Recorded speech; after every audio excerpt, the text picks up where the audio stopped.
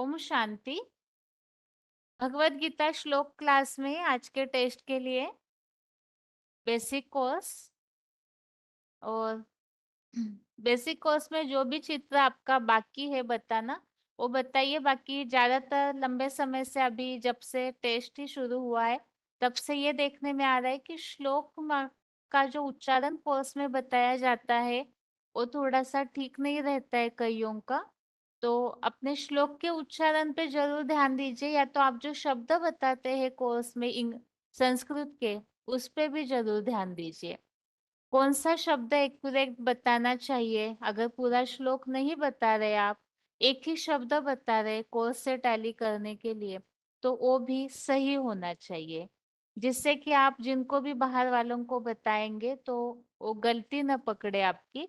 इसीलिए इस बात का जरूर ध्यान दीजिए, नोटबुक में लिख के रखिए, उसे रट्टा लगाइए, लेकिन शब्द सही होना चाहिए। क्योंकि यहाँ एक बार आप कोर्स बताने के बाद बार बार एक ही व्यक्ति दो दो तीन तीन बार एक ही चित्र पे बताए, वो भी उतना समय नहीं है। और बेसिक कोर्स तक ही हम अभी तक रहेंगे तो आगे एडवांस कोर्स सीखना है, उसके लिए भी हमें समय चाहिए, क्योंकि बेसिक कोर्स तो छोटा होता है, एडवांस कोर्स तो बहुत ज्यादा लंबा है, काफी टॉपिक्स होते हैं उसमें। तो इसीलिए ही बेसिक कोर्स सभी का सुन के होने के बाद एडवांस कोर्स की प्रैक्टिस के लिए समय चाहिए। तो जो भी आप बता रहे हैं यहाँ कोर्स पूरा प्रिपेयर होके बताइए, क्योंकि लंबे समय से हम सभी सीख रहे हैं कोर्स को। तो इसीलिए इसका जरूर ध्यान दें कि आपका श्लोक का उच्चारण जो कोर्स में बताते हैं वो शब्द सही और उच्चारण भी सही होना चाहिए। अभी कल के क्लास में शाम के जो हैदराबाद के माताजी कोर्स बता रहे थे, माताजी आप अपना कोर्स आगे बताइए। शांति। हाँ जी माताजी। तुम बदलते नहीं, तुम तो सदा काल आत्मा थे और अभी भी आत्मा हो। तो पहले पहले यह बातें रियलाइजेशन कराते हैं। वास्तविकता में तुम क्या हो, रियल आत्मा का पहचान देते हैं। आत्मा अलग चीज है और शरीर अलग चीज है, और दोनों मिलाकर जीवात्मा बनती है। जीवित आत्मा माना शरीर के अंदर काम करने वाली चैतन्य शक्ति।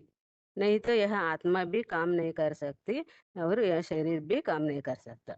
इसका मिसाल एक मोटर और ड्राइवर से दी हुई है। जैसे मोटर होता है, ड्राइवर उसके अंदर है तो मोटर चलेगी, ड्राइवर नहीं है तो मोटर नहीं चलेगी। मतलब यह है कि आत्मा एक, बाई ने कहा वायु है। वायु नहीं है। पृथ्वी जल वायु अग्नि, ये तो पांच तत्व अलग है जिससे यह शरीर बनता है। आत्मा निकल जाती है तो भी शरीर के अंदर पांच तत्व रहते हैं। इसको जलाया जाता है या मिट्टी में दबाया जाता है, वे तो जड़ तत्व है। लेकिन आत्मा इसमें अलग क्या चीज है, वहाँ मन और बुद्धि का स्वरूप एक अति सूक्ष्म ज्योतिर्बिंदु है, जिसको गीता में कहा है अनुरणीयम समस्मृत्य। मतलब अणु से भी अणु बताया। अणु है लेकिन ज्योतिर्मय है, वहाँ ज्योतिर्मय अणु, उसके अंदर अनेक जन्मों के संस्कार भरे हुए हैं। मन बुद्धि के अंदर, मन बुद्धि को ही आत्मा कहा जाता है।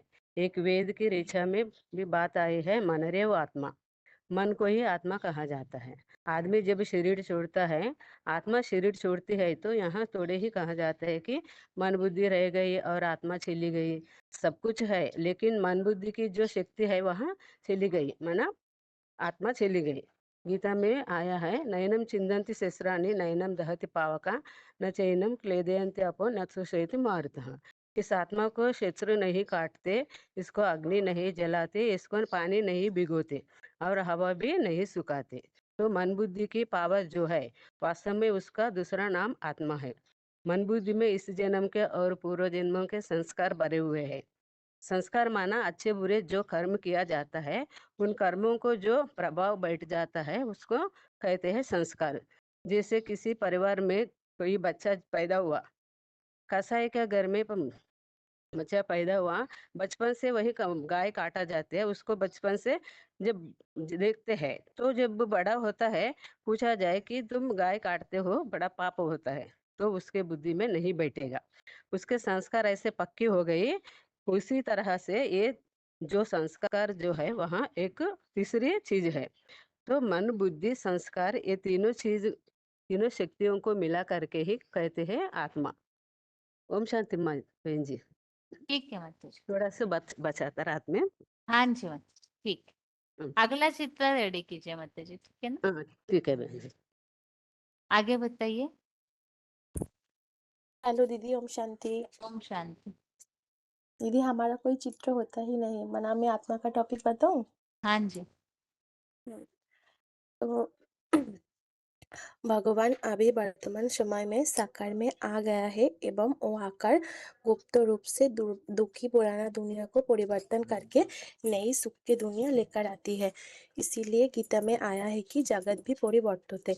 तो हम सब जन्म मरण चक्र में आते आते अपन को भूल गई और उसके साथ साथ जो परमात्मा उसको ही हम भूल गई। तो हमारा जो असली वास्तविक परिचय है वो हम जानते ही नहीं। हमारा असली वास्तविक परिचय है हम एक शांत स्वरूप आत्मा। तो आत्मा कोई अलग अलग जगह पर रहते ही नहीं, हमारा शरीर के अंदर ही रहते हैं। तो शरीर के अंदर रहते हैं सही बात, लेकिन आत्मा और शरीर दोनों अलग अलग।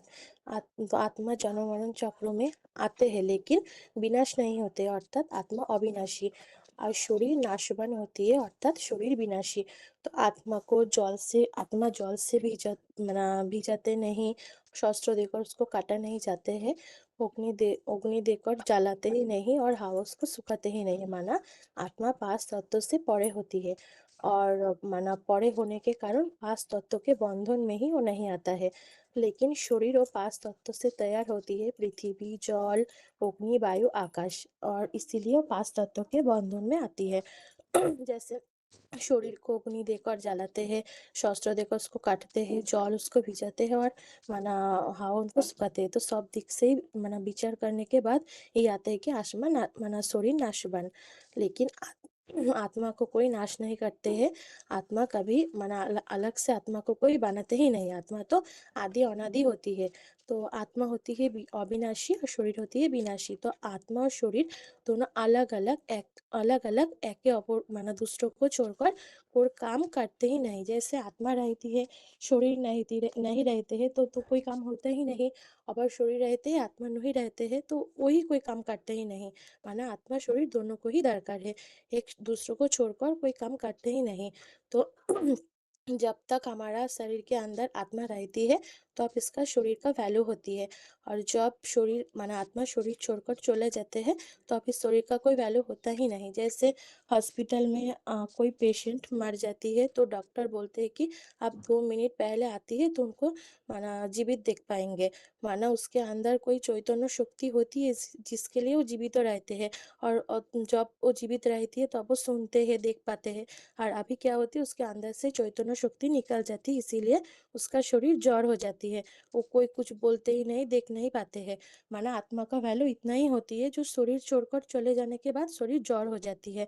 तो आत्मा शरीर दोनों एक दूसरे को छोड़कर कोई काम करते ही नहीं और आत्मा शरीर दोनों को मिलकर जीवात्मा कहते हैं। तो शरीर जैसे पांच तत्व देकर तैयार होती है, वैसे ही आत्मा तीन शक्ति देकर तैयार, मन, बुद्धि और संस्कार। तो मन का माना एक एक काम का माना मन का काम है सोचना, बुद्धि का काम है विचार करना, और जो रिजल्ट निकलते है वही है संस्कार। जैसे कोई शरीर के अंदर सब अंग प्रत्यंग रहती है, कान का काम होती है सुनना, आंखों का काम होती है देखना, नाक का काम होती है सांस प्रश्वास लेना। मतलब शरीर के अंदर रहती है लेकिन एक एक अंग प्रत्यंगों का एक एक काम होती है। वैसे ही मन, बुद्धि, संस्कार तीनों का काम अलग अलग होती है। मन का काम है सोचना, से अच्छा हो और बुराई हो उसका काम है सोचना। जैसे समुद्र के क्या होती है, एक के बाद एक ढेव आती है, वैसे ही हमारा मन में एक के बाद एक भावना ही आते हैं, अच्छा बुरा सब कुछ। और वो भावना आने के बाद जो मना बुद्धि का काम होती है निर्णय करना। माना जो मन जो सोचते हैं वही माना सोचने के बाद जो माना निर्णय करना का जो शक्ति होती है वही है माना बुद्धि का काम। और निर्णय करने के बाद जो रिजल्ट निकलते हैं वही है संस्कार। तो आत्मा जब शरीर छोड़कर चली जाती है, मन, बुद्धि, संस्कार को साथ लेकर जाती है। जैसे कोई हवा क्या करते फूलों को, सुबास को साथ लेकर जाती है, वैसे ही आत्मा शरीर छोड़कर जब चले जाती है, मन बुद्धि संस्कार को साथ लेकर जाती है। तो हमारा शरीर के जो आत्मा जो रहती है वो बहुत ही सूक्ष्म होती है, अणु से भी अणु होती है, हम खाली आंखों से दिखाई नहीं जाते हैं। इसीलिए गीता में आया है कि कोवि पुराणम अनुशासितारम अनुरोनियासम অনুস্মরেত माना प्राचीनतम कवि शासकराও यही बोलते हैं कि आत्मा सूक्ष्म अणु अति सूक्ष्म है। जैसे आसमान में छोटे छोटे बिंदु जैसे सितारा दिखाते हैं, तो वो चमक मारते हैं, वैसे ही हमारा आत्मा आंखों से दिखाई नहीं जाते हैं, वो बिंदु रूप और सितारे जैसा चमक मारते हैं। और इसी और ज्ञान चक्षु देखकर ही हम उसको देख पाएंगे। इसीलिए गीता में आया है कि उक्तम अंतम स्थितिम बा ओपि भुजजानम बा गुणा निबतम विमूढ़ा न অনুপশ্যন্তি পশ্যন্তি জ্ঞান চক্ষুষা माना देह चढ़कर नतून देह धारण करते हैं त्रिगुण युक्त आत्मा महामूर्ख लोग भी नहीं देखते, केवल ज्ञान नेत्र वाला ही उनको देखते हैं। जैसे गाड़ी में ड्राइवर क्या करते हैं, माना सामने बैठकर पूरा गाड़ी को कंट्रोल करते हैं, ऐसे ही हमारा शरीर रूपी जो गाड़ी होती है आत्मा रूपी ड्राइवर माना सामना माना ऊंचू स्टेज में भ्रुकुटी के बीच में जिसको उत्तम अंग भी कहते हैं, वहाँ पे बैठकर पूरा शरीर को कंट्रोल करते हैं। इसीलिए आजकल का सारा दुनिया का लोग नारी पुरुष भ्रुकुटी के अंदर बिंदी लगाते हैं, तिलक लगाते हैं। इसलिए गीता में आया है कि भ्रुवो मध्य प्राणम अवश्य माना भ्रुवो मध्य प्राणी निवास। तो हमारा हमारा हम क्या करते हैं, जब हमारा कोई वस्त्र पुराना हो जाती है हम नया वस्त्र खरीदते हैं, वैसे ही हमारा शरीर आत्मा को जब ये शरीर पुराना हो जाती है और नया शरीर धारण करते हैं। माना शरीर क्या होती है, विनाश होती है, और आत्मा विनाश नहीं होती, एक शरीर को छोड़कर दूसरा शरीर धारण करते हैं। इसीलिए गीता में आया है कि বাসামসি জীর্ণানি যথা বিহায় নবানি গুহ্যাতি নরহ পরাণি তথা শরীরানি বিহায় জীর্ণ নানি समायाति नवानी देहि। माना मनुष्य पुराना वस्त्र को जैसे त्याग करते हैं, नया वस्त्र खरीदते हैं, वैसे ही हमारा शरीर जब पुराना हो जाती है वो आत्मा नया शरीर धारण करते हैं। तो शरीर जब जन्म मृत्यु चक्र में आते हैं जैसे वैसे ही आत्मा हो जन्म मरण चक्र में आती है, आकर वो क्या होती है, तमोप्रधान दुखी हो जाती है। तो अभी भगवान आकर वो तमोप्रधान दुखी आत्मा को शतप्रधान सुखी बनाते हैं। तो हमारा आत्मा इस शरीर के अंदर रहते रहते सब कुछ भोगते हैं, जैसे कान से सुनते हैं, नाक से सुवास लेते हैं, आंखों से देखते हैं, मुख से खाना खाते हैं, माना शरीर के अंदर रहते रहते वो इंद्रियों द्वारा सब कुछ सुख भोगते हैं। इसीलिए आत्मा को पाप आत्मा पूर्ण आत्मा बोलते हैं। और सब कुछ भोगने के कारण ही आत्मा को भोगी कहते हैं, और आत्मा भोगी होने के कारण आत्मा को निर्लेप नहीं कहते हैं। तो शरीर के अंदर जब आत्मा रहते हैं तो अब ये शरीर चलते हैं। जैसे गाड़ी के अंदर जब ड्राइवर माना गाड़ी जब ड्राइवर क्या करते हैं, गाड़ी चलाते हैं तो गाड़ी को खाबार देना पड़ता है, पेट्रोल डीजल इत्यादि। और इसके साथ साथ जो गाड़ी चलाते हैं जो ड्राइवर उनको ही खाबार देना पड़ता है, भात दाल रोटी सब्जी इत्यादि। तो ड्राइवर जो भी माना खाबार नहीं खाते हैं तो अच्छे से गाड़ी नहीं चलाते हैं।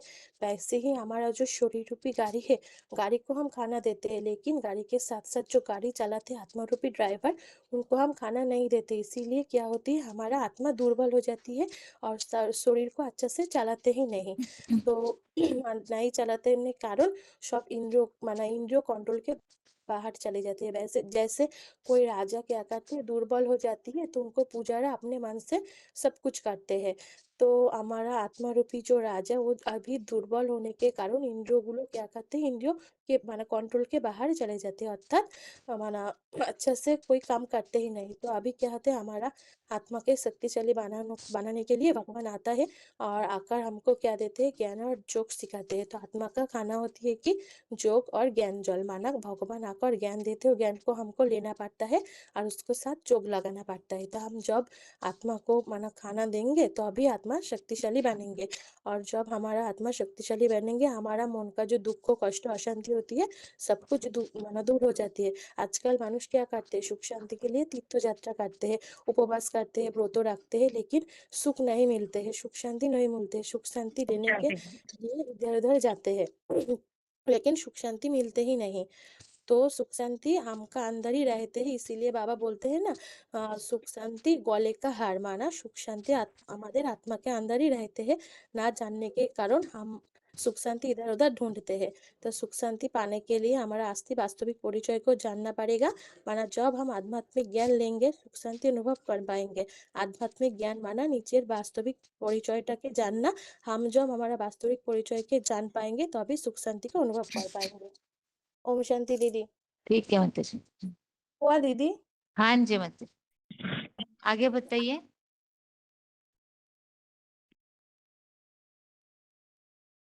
ओम शांति। हाँ जी, हेलो दीदी, मैं शिवरात्रि पर बताने एक वाली मिनट दीदी। रुकिए। और किनका अनम्यूट है? हेलो बहन जी ओम दूसरा शांति। रोल हेलो नंबर बताइए। जो भी ओम शांति बोल रहे हैं रोल नंबर बताइए अपना। हेलो, ओम 24,287। शांति जी ना, 24,287। कहाँ से बात कर रहे हैं? भुवनेश्वर से। ठीक है, बताइए माता जी। तो आत्मा के बारे में बताया ना, 3 लोग के बारे में बताए आपका बहन जी। जो बाकी है वो बताइए। 3 लोग के बारे में बताए। और जो 3 लोग के बारे जो है मूल बर्तन और सूक्ष्म बर्तन और स्थूल बर्तन। स्थूल बर्तन में मनुष्य सब कुछ करते हैं। सूक्ष्म बर्तन में मनुष्य का सूक्ष्म रूप रहते हैं। और मूल बर्तन जो है वो परमात्मा और आत्मा माने उसके साथ रहते हैं। उसको कहा जाता है मूल बर्तन, ब्रह्मलोक और शांति धाम, ऐसे ऐसे कहते हैं। जो आत्मा मूल बर्तन रो आकर पाठ बजाता है स्थूल बर्तन में, और बार बार पाठ बजाते हैं और फिर आत्मा मूल बर्तन में रह जाता है। जो परमात्मा है वो उसके मूल बर्तन में रहते हैं। जब भी तो वो तो जन्म मृत्यु चक्र रे नहीं आते हैं, और तो पिता माता कोई नहीं है। वो पराकाया प्रवेश करते हैं जो मनुष्य शरीर में, जो गीता रे अच्छी प्रवेष्टुम। और जो धाम रे परमात्मा रहते हैं, वो सूर्य चंद्र का तेजा नहीं पड़ते हैं। और उसको ऊपर में रहते हैं। जो जो परमात्मा जो स्थान रहते हैं, एतत् भासते सूर्य चंद्र और पावक है। तत्धाम यद यद धाम जो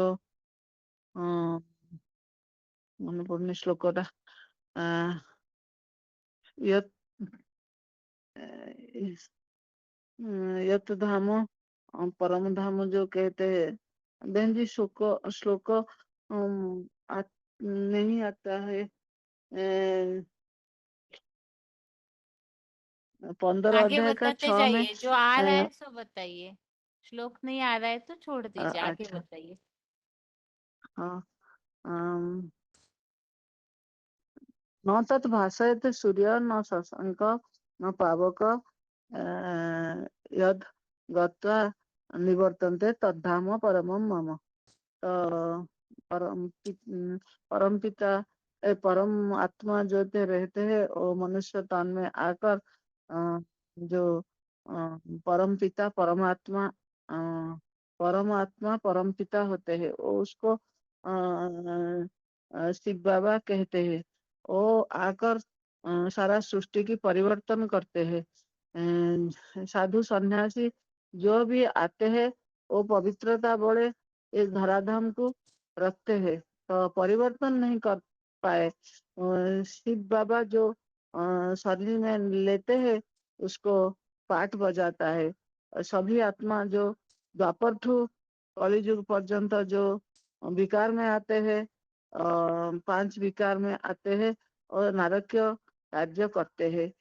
तो बाबा ने आकर वो परिवर्तन करते हैं। कब कैसे बाबा आते हैं? जो 4 युग है वो 5,000 वर्ष एक कल्प है। सत्य त्रेता द्वापर और कली द्वापर आदि से नहीं, आदि रू कम से बाबा आते हैं और आदि से रावण राज्य शुरू होते हैं, भूल गई, रावण राज्य शुरू होता है। बाप आकर जो संगम युग है, जो जो श्रावण का मास है, वही संगम युग है। वो बाबा कलि युग अंत, सत्य युग आदि में 1936-37 में बाबा धरापृष्ठ को आते हैं, आकर बच्चे को पालना देते हैं और फिर ये सृष्टि को परिवर्तन करने के लिए प्रयास करते हैं। वो प्रति आत्मा मनुष्य द्वापर ठारू देहभान में आकर रावण राज्य सृष्टि करते हैं। तो बाबा आकर देहभान को छोड़ाकर आत्मिक स्थिति रहते हैं, बच्चे को बोलते हैं और आत्मिक स्थिति हुए तो सत्य युग आ जाता है और सुख शांति जो है सत्य त्रेता 2 युग है। सत्य में 16 कला, द्वापर में 14 कला। वो 2 युग जो 2500 वर्ष है, आत्मा सुख शांति में राज करते हैं और द्वापर कली जो है रावण राज्य, वो आत्मा दुख भोगते हैं, दुख भोगते भोगते नारकीय कार्य भी करते हैं। तो बाबा इस संगम में आकर बच्चे को आत्मिक स्थिति देते हैं। आत्मिक धर्म प्रति मनुष्य का है, वो सब भूल कर विकार में, 5 विकार में रहकर दुख अशांति भोगते हैं। धन दौलत जहाँ था होते हैं, कोई भी शांति नहीं देते हैं। तो बाबा आकर आत्मिक स्थिति बताते थे, जो बच्चे तुम आत्मिक स्थिति धारण करो और सुख शांति सब कुछ ले लो। जो कुछ आपका पास जो खराब धन है हमको दे दो, रोग सुख परिताप सब कुछ दे दे। तुम 24 घंटा जो राति दिन होकर जो 24 घंटा तुम जितना समय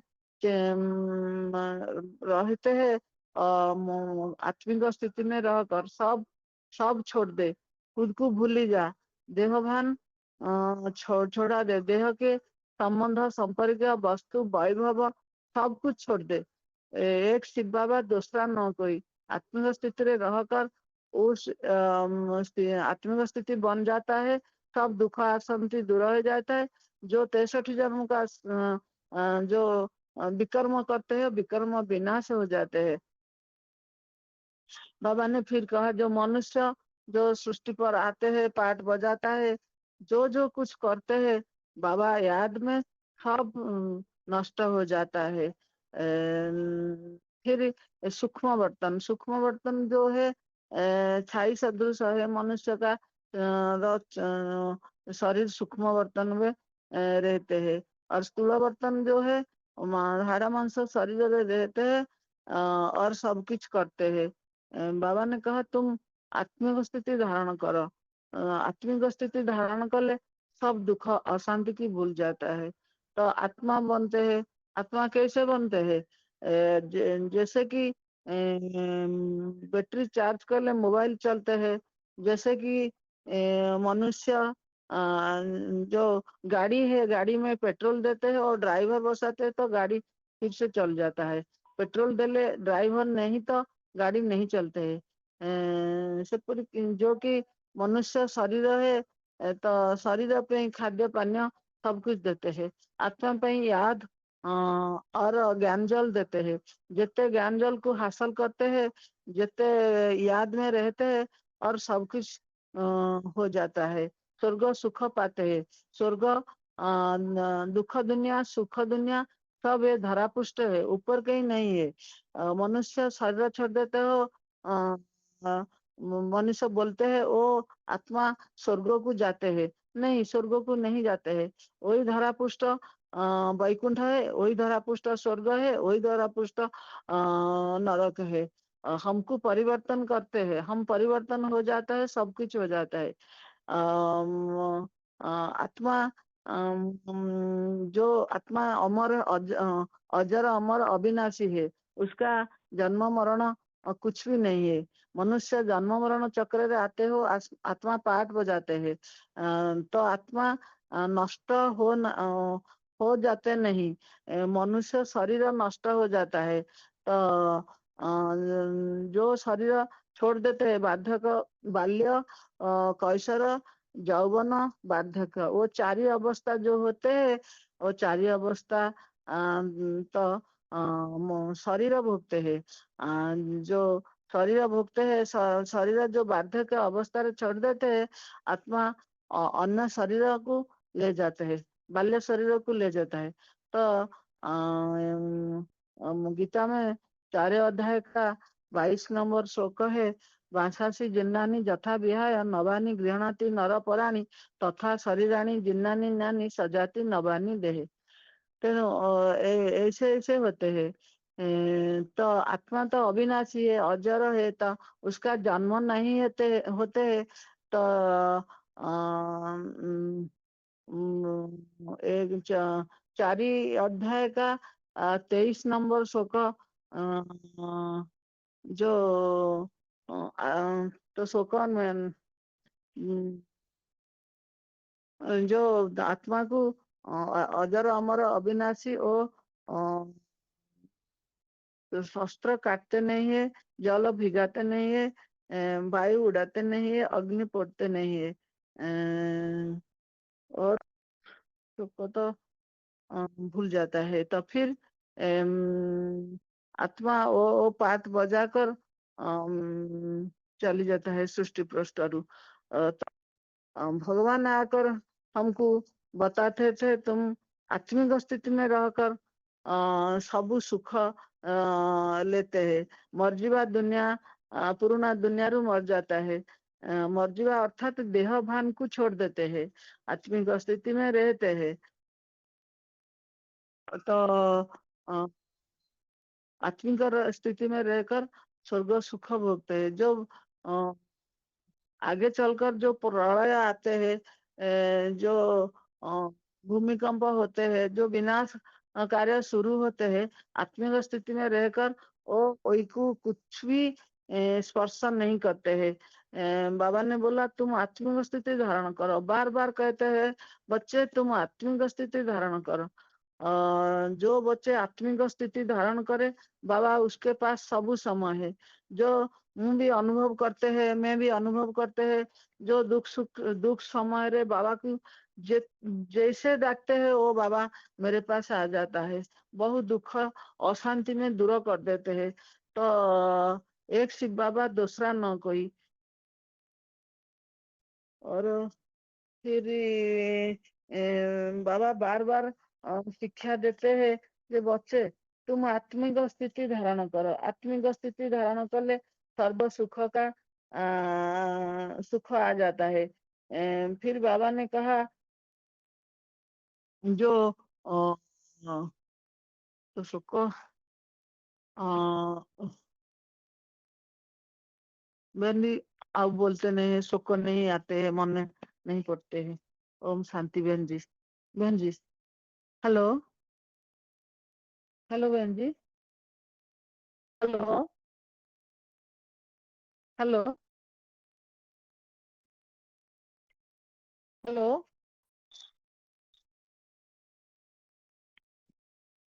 हेलो। ठीक है माता जी, आगे बताइए।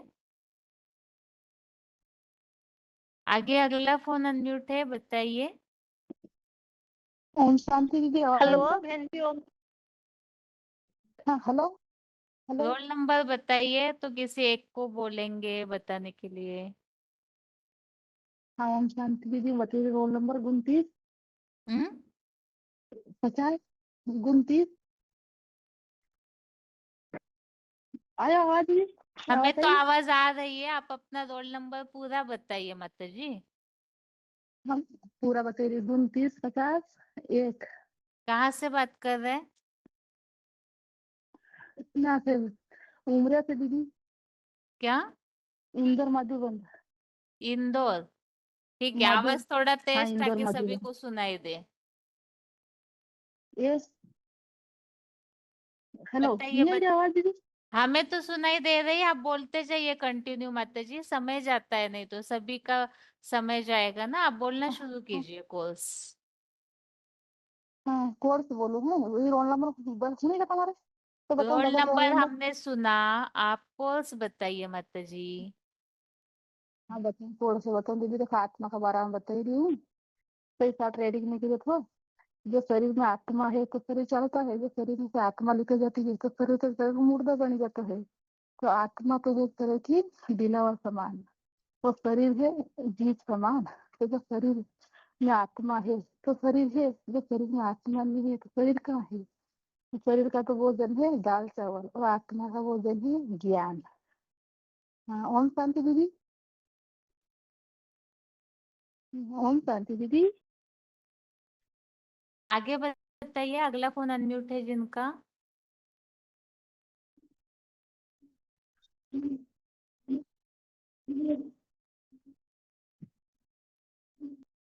आगे बताइए माता जी। ओम हाँ शांति जी। दीदी, तीन लोग पर है।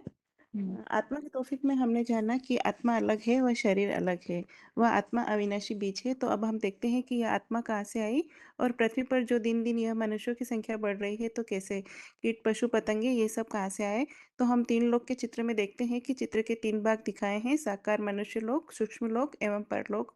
तो चित्र में जो सबसे ऊपर लाल रंग का भाग दिखाया है वह है ब्रह्मलोक या परलोक, पांच तत्वों की दुनिया से परे एक और सदा प्रकाशित छठा तुर्य तत्व है ब्रह्मलोक, जिसे अंग्रेज लोग सुप्रीम बोर्ड कहते हैं, सुप्रीम अबाउट कहते हैं। मुसलमान अर्श करते हैं, वह कहते हैं कि खुदा अर्श में रहता है, फर्श में नहीं। हालांकि अब मुसलमान भी कहते हैं कि खुदा जर्रे जर्रे में रहता है। जैनी लोग इसे तुर्य धाम कहते हैं। हिंदू लोग निर्वाण धाम, निराकार धाम कहते हैं, मूल वतन कहते हैं, परम धाम कहते हैं, व ब्रह्मलोक व शांति धाम भी कहते हैं। अंग्रेजी में कारपोरल वर्ड भी कहते हैं। मना हर धर्म में इसकी मान्यता है। हम सभी आत्माएं इसी परम धाम की रहने वाली है, जहाँ हम बिंदु बिंदु आत्माओं का पिता रहता है, उसके जिसके लिए गीता में कहा है, न तद्भाषिते सूर्यो न शशांको न पावक यद गत्वा न निर्वतन्ते तद्धाम परमम मम। अर्थात जहाँ सूरज चांद सितारों का प्रकाश नहीं पहुँचता है, जहाँ अग्नि का प्रकाश नहीं पहुँचता, वह मेरा परे से परे परम धाम है, जहाँ का मैं रहने वाला हूँ। यह श्लोक इस बात का प्रमाण है कि भगवान परम धाम के रहने वाले हैं, सर्वव्यापी नहीं है। गाते भी है कि ऊंचा तेरा धाम, ऊंचा तेरा नाम, ऊंचा तेरा काम। तो क्रिश्चियन लोग जिसे सुप्रीम सोल कहते हैं, मुस्लिम खुदा मना खुद खुद आता है कहते हैं। नानक ने कहा है एक ओंकार निराकार। अंग्रेज कहते हैं God is truth, God is light. Hindu में शिव कहते हैं वे अभोक्ता शिव जन्म मरण के चक्कर से न्यारे हैं। बाकी जितनी भी आत्माएं भोगी आत्माएं हैं वह जन्म चक्र में आती है। जैसा कि कहा है 10 के 2 में, न मैं विदु सुरगणा प्रभम न महर्षय अहम आदि ही देवानाम महर्षिणा च सर्वशः। मना मेरे प्रकृष्ट जन्म को कोई कौन देवगण न महर्षियों ने जाना है, क्योंकि महर्षियों व देवताओं का सब प्रकार से आदि में ही हूँ।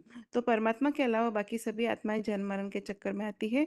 परमधाम में उन आत्माओं की स्थिति का क्रम क्या है, तो जितना श्रेष्ठ कर्म पृथ्वी पर आकर आत्माएं करती है, परमधाम में उसी क्रम में शिव सुप्रीम सोल के नजदीक रहती है, जैसा कि हम चित्र में देख रहे हैं। और जितना निकृष्ट कर्म करने वाली आत्माएं हैं वह उतना ही नीचे की ओर रहती है, वह उनकी संख्या जास्ती बढ़ने वाली भी होती है। दुष्ट कर्म करने वालों की संख्या जास्ती व श्रेष्ठ कर्म करने वालों की देवात्माओं की संख्या 33 करोड़ है, जिनकी संख्या ऊपर की ओर कम होती जाती है, वही श्रेष्ठ आत्मा है। चित्र में परमधाम के नीचे जो सूक्ष्म वतन में 3 पुरियां दिखाई गई है, ब्रह्मपुरी, विष्णुपुरी व शंकरपुरी, वह वास्तव में आत्माओं के पुरुषार्थ की स्टेज है, जिसमें शंकरपुरी के लिए कहा है कि इसमें सत्यमेव जयते लिखा जाना चाहिए। चित्र में सबसे नीचे नीले रंग में साकार मनुष्य लोक दिखाया गया है, जिसमें परमधाम से आत्माएं नीचे उतरती है तो साकार शरीर धारण करती है। 9 के 7 में कहा है, सर्वभूतानि कौन्तेय प्रकृति यान्ति मामिकाम कल्पशये पुनः तानि कल्पादो विसृजामि अहम। यानी हे कुंती पुत्र, कल्पांत काल में सभी प्राणी मात्र मेरी प्रकाश रचना में समा जाते हैं। कल्प के आदि काल से मैं उन्हें पुनः सृजन के लिए छोड़ता हूँ। तो सत्युग के आदि से जब नई सृष्टि का आवर्तन होता है तो सत्युग त्रेता, द्वापर व कलयुग क्रमशः पुराने हो जाते हैं। दुनिया की हर चीज 4 अवस्थाओं से गुजरती है, जैसे सत्व प्रधान बचपन, सत्व सामान्य किशोर अवस्था, रजो प्रधान जवानी व तमो प्रधान बूढ़ापा, तो फिर खलाश हो जाते हैं। तो सृष्टि का भी यही नियम है कि यह भी 4 अवस्थाओं से पसार होती है। सतो प्रधान सृष्टि को सत्युग, सतो सामान्य को त्रेता, सतो रजो प्रधान को द्वापर व तमो प्रधान को कलयुग कहा जाता है। तो ब्रह्मलोक से आत्माओं के उतरने का भी यही क्रम है। जितनी श्रेष्ठ आत्मा है उतनी ही श्रेष्ठ युग में उतरती है। माना 16 कला संपूर्ण आत्माएं सत्युग में, 14 कला से 8 कला तक त्रेता में, 8 कला से नीचे आत्माएं द्वापर में और 4 कला से कलाहीनता तक की आत्माएं कलयुग में उतरती है। कलाहीन आत्माएं जिनका धर्म दूसरों को दुख देना ही है, जिसके लिए गीता में आया है 16 के 20 में कि आसुरी योनि अपन्ना मूढ़ा जन्मनी जन्मनी, माना आसुरी योनि को प्राप्त हुए मूर्ख लोग मुझको न पाकर वहां से अधम गति ही पाते हैं। 14 के 18 में बताया, ऊर्ध्व गच्छन्ति सत्वस्था, मध्य तिष्ठन्ति राजसा, जगन्य गुणवतिस्था, अधो गच्छन्ति तामसा। यानी जब सत्व गुण में स्थित लोग ऊपर की ओर जाते हैं, रजोगुणी में मध्य में स्थित होते हैं और जगन्य गुण वृत्तियों में स्थित तामसी लोग अधोगति ही पाते हैं। तो जब सारी आत्माएं नीचे उतर जाती है तो नीच आत्माएं जिनको वापस जाने का रास्ता नहीं मिलता है, वह यही जन्म मरण के चक्कर में आती व तामसी बन जाती है। अब प्रश्न यह है कि सत्युग में आने वाली 16 कला संपूर्ण आत्माएं कलाहीन कैसे हो जाती है। तो जैसे बीज कई बार बोया जाता है तो उसकी शक्ति क्षीण हो जाती है। पत्ता छोटा, फल छोटा, वृक्ष छोटा व आखिर होते होते फल देना ही बंद कर देता है। तो ऐसे ही आत्माओं का हिसाब है कि एक बार नीचे आ गई तो वह नीचे ही उतरती जाती है। इसलिए क्रमशः आत्माएं सतो से तमो प्रधान बनती तो सुख शांति भी धीरे धीरे रौरव नरक में बदल जाती है। तो जनसंख्या बढ़ती गई तो दुख व अशांति भी बढ़ती गई। आज दुनिया में भी कीट पतंगे, पशु पक्षी, मक्खी मच्छरों की संख्या भी अभी भी यह स्पष्ट है कि संख्या भी तो बढ़ रही है। तो यह बात स्पष्ट है कि यह आत्मलोक से आ रही है और इसी दुनिया में ज्यादा से ज्यादा 84 के चक्र का पार्ट बजाती है। इस तरह से ये ड्रामा पुनः 5000 वर्ष में हूबहू रिपीट होता है।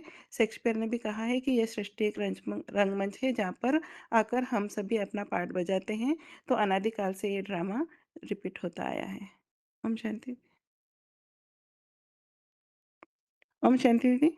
हाँ जी माता जी, ठीक है, आगे बताइए। अगला फोन अनम्यूट है।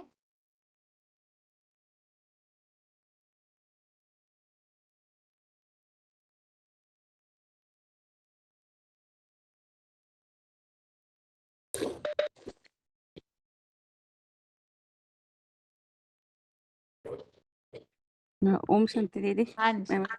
हमें राजयोग का बताना है। हम्म। जैसे कि संसार में तो अनेक योग हैं, भक्ति योग, कर्म योग, संन्यास योग, हठ योग, लेकिन इन सब योगों से श्रेष्ठ है राजयोग।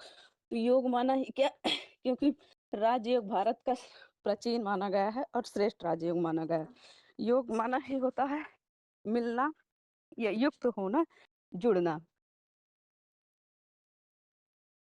जो राज तो गीता में भी जो आया है कि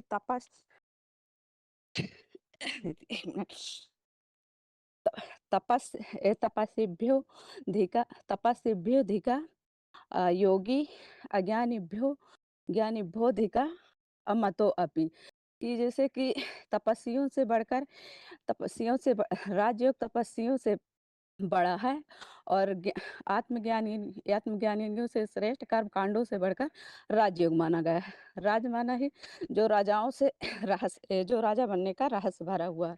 जैसे कि जो द्वापर से राजाएं हुए हैं तो उन्होंने कितना एक प्रजा को कंट्रोल किया है, तो उन्हें यह कंट्रोलिंग पावर कहाँ से आई, तो जरूर उन्होंने यह पावर राजयोग से ही मिला था।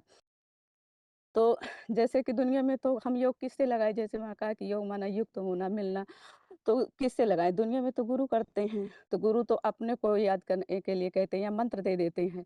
तो ये तो ऐसा हुआ ना कि जैसे कि खाली बैटरी यदि भरी बैटरी से जोड़ दिया जाए तो भरी बैटरी खाली हो जाएगी। तो इससे देवभान से संबंध जोड़ना, इससे अविनाशी सुख शांति की प्राप्ति नहीं हो सकती। सुख शांति की प्राप्ति तो पर आत्मा को परमात्मा से ही होगी। जैसे कि बिजली के जो 2 तार होते हैं, तो यदि 2 तारों को, एक तार में रबर चढ़ा हुआ और एक बिना रबर के, तो उससे जोड़ेंगे तो उसमें बिजली प्रवाहित नहीं होगी। तो ऐसे ही परमपिता परमात्मा तो विदेही है और हम आत्माएं देह ही हैं, देह भान में रहते हैं। वो देह में भी आता है तो देह भान से परे रहता है। जो हमने समझा कि जो परम पिता परमात्मा है, तो जैसे जो अर्जुन है, आदम है, उसके शरीर में आता है, तो हमें उसको कैसे याद करना है? तो याद माना जैसे कि इसमें योग कहा, तो योग की उपमा याद से दी गई है। जो गीता में भी आया है कि यथा दीपो निवातस्थो न इंगते असा उपमा स्मृता योगिनो योगिनो यत् चित्तस्य उज्जतो योगो आत्मना, कि योग की उपमा याद से दी गई है। याद ऐसी होनी चाहिए कि जैसे कि निवात स्थान में दीपक है, तो जो दीपक ये नहीं हिलता है, तो ऐसे याद होनी चाहिए। और या गीता में भी कहा है कि हमें योग को जानना चाहिए, जैसे कि जो दुख दर्दों से रहित है, तो उस योग को जानना चाहिए और उसे निश्चय पूर्वक लगाना चाहिए। जो कहा तद विद्यात योग संगीतम योग संयोग वियोगम योग संगीतम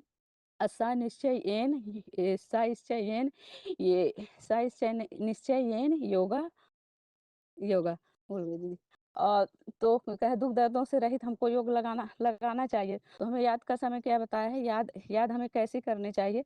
तो याद हमारी ऐसी होनी चाहिए कि जो गीता में आया है कि न्यस्त असंकल्पो योगी भवति भालक, योगी भवत कश्चन। तो हमारी याद ऐसी होनी चाहिए कि जो जिसका संपूर्ण संकल्पों का त्यागी नहीं है, वो योगी नहीं है। याद हमारी ऐसी होनी चाहिए जैसे कि गीता में कहा है कि यदा न ही इंद्रियार्थर्षु कर्मासु अनुसुज्यते सर्व संकल्प सन्यासी योग रूढ़ा तदा उच्यते, कि सर्प संकल्पों का त्यागी जैसे कि जो न इंद्रियों में, न कर्मों में, न भोगों में आसक्त होता है, वह योग में चढ़ा हुआ होता है। तो ये याद का समय में बताया है कि याद हमें ब्रह्म मुहूर्त और ब्रह्म मुहूर्त है अमृत बेले, जैसे कि रात के 1 बजे से 5 बजे तक अमृत बेला है। तो उस समय, क्योंकि उस समय वातावरण शुद्ध होता है, वो साफ होता है और हमारा मन भी जागृत एकांत होता है। तो उस समय यदि हम राजयोग का निरंतर अभ्यास करेंगे, तो योग माना ही कोई योग को हम जैसे कि कहा ना कि योग को हम याद कह सकते हैं। तो याद एक निरंतर सहज प्रक्रिया है। तो हमें याद कैसे करना है? तो हमें तो कहा है कि हमें न साकार में याद करना है, ना निराकार में याद करना है। हमें साकार में निराकार को पहचान करके अच्छी तरह से याद करना है, क्योंकि जब हम यथार्थ रूप जानेंगे तभी हम यथार्थ रूप याद कर पाएंगे। तो हम निरंतर जब अभ्यास करेंगे योग अभ्यास, तो हमारे उसमें निरंतर दृढ़ता आएगी और दृढ़ता से हमारे आत्मा में दिव्य गुणों की धारणा होगी, जैसे कि पवित्रता, शांति, धैर्यता, नम्रता, और इसके साथ साथ हमारे अष्ट शक्तियां की भी धारणा होगी, जैसे कि जो हमारे बुरे विचार फैले हुए हैं उनको समेटने की शक्ति और सहन शक्ति। और जैसे कि जो इंद्रियां जैसे कछुए की तरह की, जो कि जब चाहे तब बाहर निकाले और जब चाहे उनसे काम ले और जब चाहे अंदर कर ले, तो विस्तार, इंद्रियों को विस्तार करने की, संकीर्ण करने की शक्ति, और जो अच्छा बुरा है उसे निर्णय करने की और परखने की शक्ति, और कोई भी कैसा भी व्यक्ति हो तो उसे समाने और सहयोग देने की शक्ति। तो इन शक्तियों के साथ साथ हम अपने आत्मा के अनेक जन्म को भी आदि मध्य अंत को जान सकते हैं, और हम विश्व की आत्माओं को सुख शांति का भी दान दे सकते हैं, और स्व परिवर्तन के साथ साथ विश्व परिवर्तन भी कर सकते हैं। ओम शांति दीदी। आगे बताइए, अगला फोन अनम्यूट है। दीदी ओम शांति। हाँ ओम जी। कुछ सूरत, मैं आत्मा के बारे में बता रही हूँ। मैं आध्यात्मिक ईश्वर विश्वविद्यालय से आई हूँ आपको आध्यात्मिक का थोड़ा ज्ञान देने के लिए। तो पहले हम जानेंगे कि आध्यात्मिक मत का मतलब क्या है। आदि माना अंदर और आत्मिक माना आत्मा, जो हमारे शरीर में रहेली चैतन्य शक्ति। और आगे जैसे मैंने कहा कि ईश्वरीय माना भगवान, विश्व माना सभी छोटे बड़े बालक दूध, इस सभी प्रकार के मनुष्य। विद्यालय माना विद्यालय, जैसे आपका विद्यालय है ऐसे हमारा भी एक विद्यालय है, जहाँ पर भगवान आकर खुद पढ़ाई पढ़ाते हैं। अभी ज्ञान माना क्या? ज्ञान माना सच्चाई की जानकारी। हम तो ऐसे भगवान को पहचानने के लिए हमें खुद को पहचानना जरूरी है कि हम कौन है। तो मैं आपको एक प्रश्न पूछती हूँ कि आप कौन है? तो आप क्या बताएंगे कि आपका नाम, गांव, शहर काम के बारे में डॉक्टर है, शिक्षक है, इंजीनियर है, ये सब बताएंगे। तो हमारा जन्म हुआ तब हमारा नाम, गांव, शहर, काम के बारे में पहले हम जानते थे नहीं। ये सब तो हमारे जन्म के बाद हमको मालूम हुआ कि हमारा नाम, गांव, शहर ये है। तो हमारा वास्तविक परिचय है कि हम एक आत्मा है, जो हम हमारे जन्म के पहले थे, अभी है और बाद में भी रहेंगे। तो अब आगे हमारे शरीर में आत्मा क्या काम करती है? तो हमारे शरीर में आत्मा नहीं, तो हमारा ये शरीर कुछ काम का नहीं है। ये सिर्फ एक हड्डी मांस का पुतला रह जाएगा। इसके बारे में गीता में एक श्लोक है, आनंद वंचे इमे देहा नित्य शोक्ता शरीराणी अनाशीनो अप्रमयस्य तस्मात् युद्धस्व भारत। सभी आत्मा के शरीर नाशवंत है, तो शरीर सभी के नष्ट होते हैं और आत्मा अजर अविनाशी है। वेद की ऋचा में भी कहा है मन रेव आत्मा, मन को ही आत्मा कहा है। इसके लिए भी गीता में श्लोक है, देहि नित्यम अवध्यो सर्वस्व भारत तस्मात् सर्वाणि न त्वं शोचतु मर्हसि। इसका मतलब है सभी के शरीर में आत्मा सदा के लिए अवध्य है, इसलिए इसका शोक न करो। अभी शरीर में आत्मा है तो उसे जीवात्मा कहेंगे। इसके अलग अलग नाम है, शोल, प्राण, स्पिरिट, रूह, ये सब कहते हैं।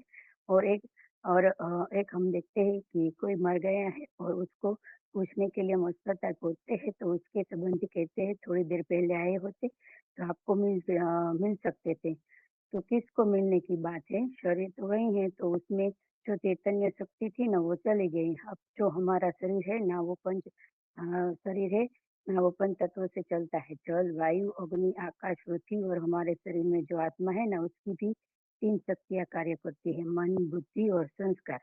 पहले मन के बारे में जानेंगे तो मन कभी एक जगह पर टिकता ही नहीं। जैसे सागर का पानी लहराता रहता है ना, जैसे हमारा मन भी किसी एक जगह पर टिकता ही नहीं है। अब बुद्धि का कार्य है, मन में हमने पूरा दिन क्या कार्य किया, अच्छा किया था बुरा किया, उसका निर्णय करती है।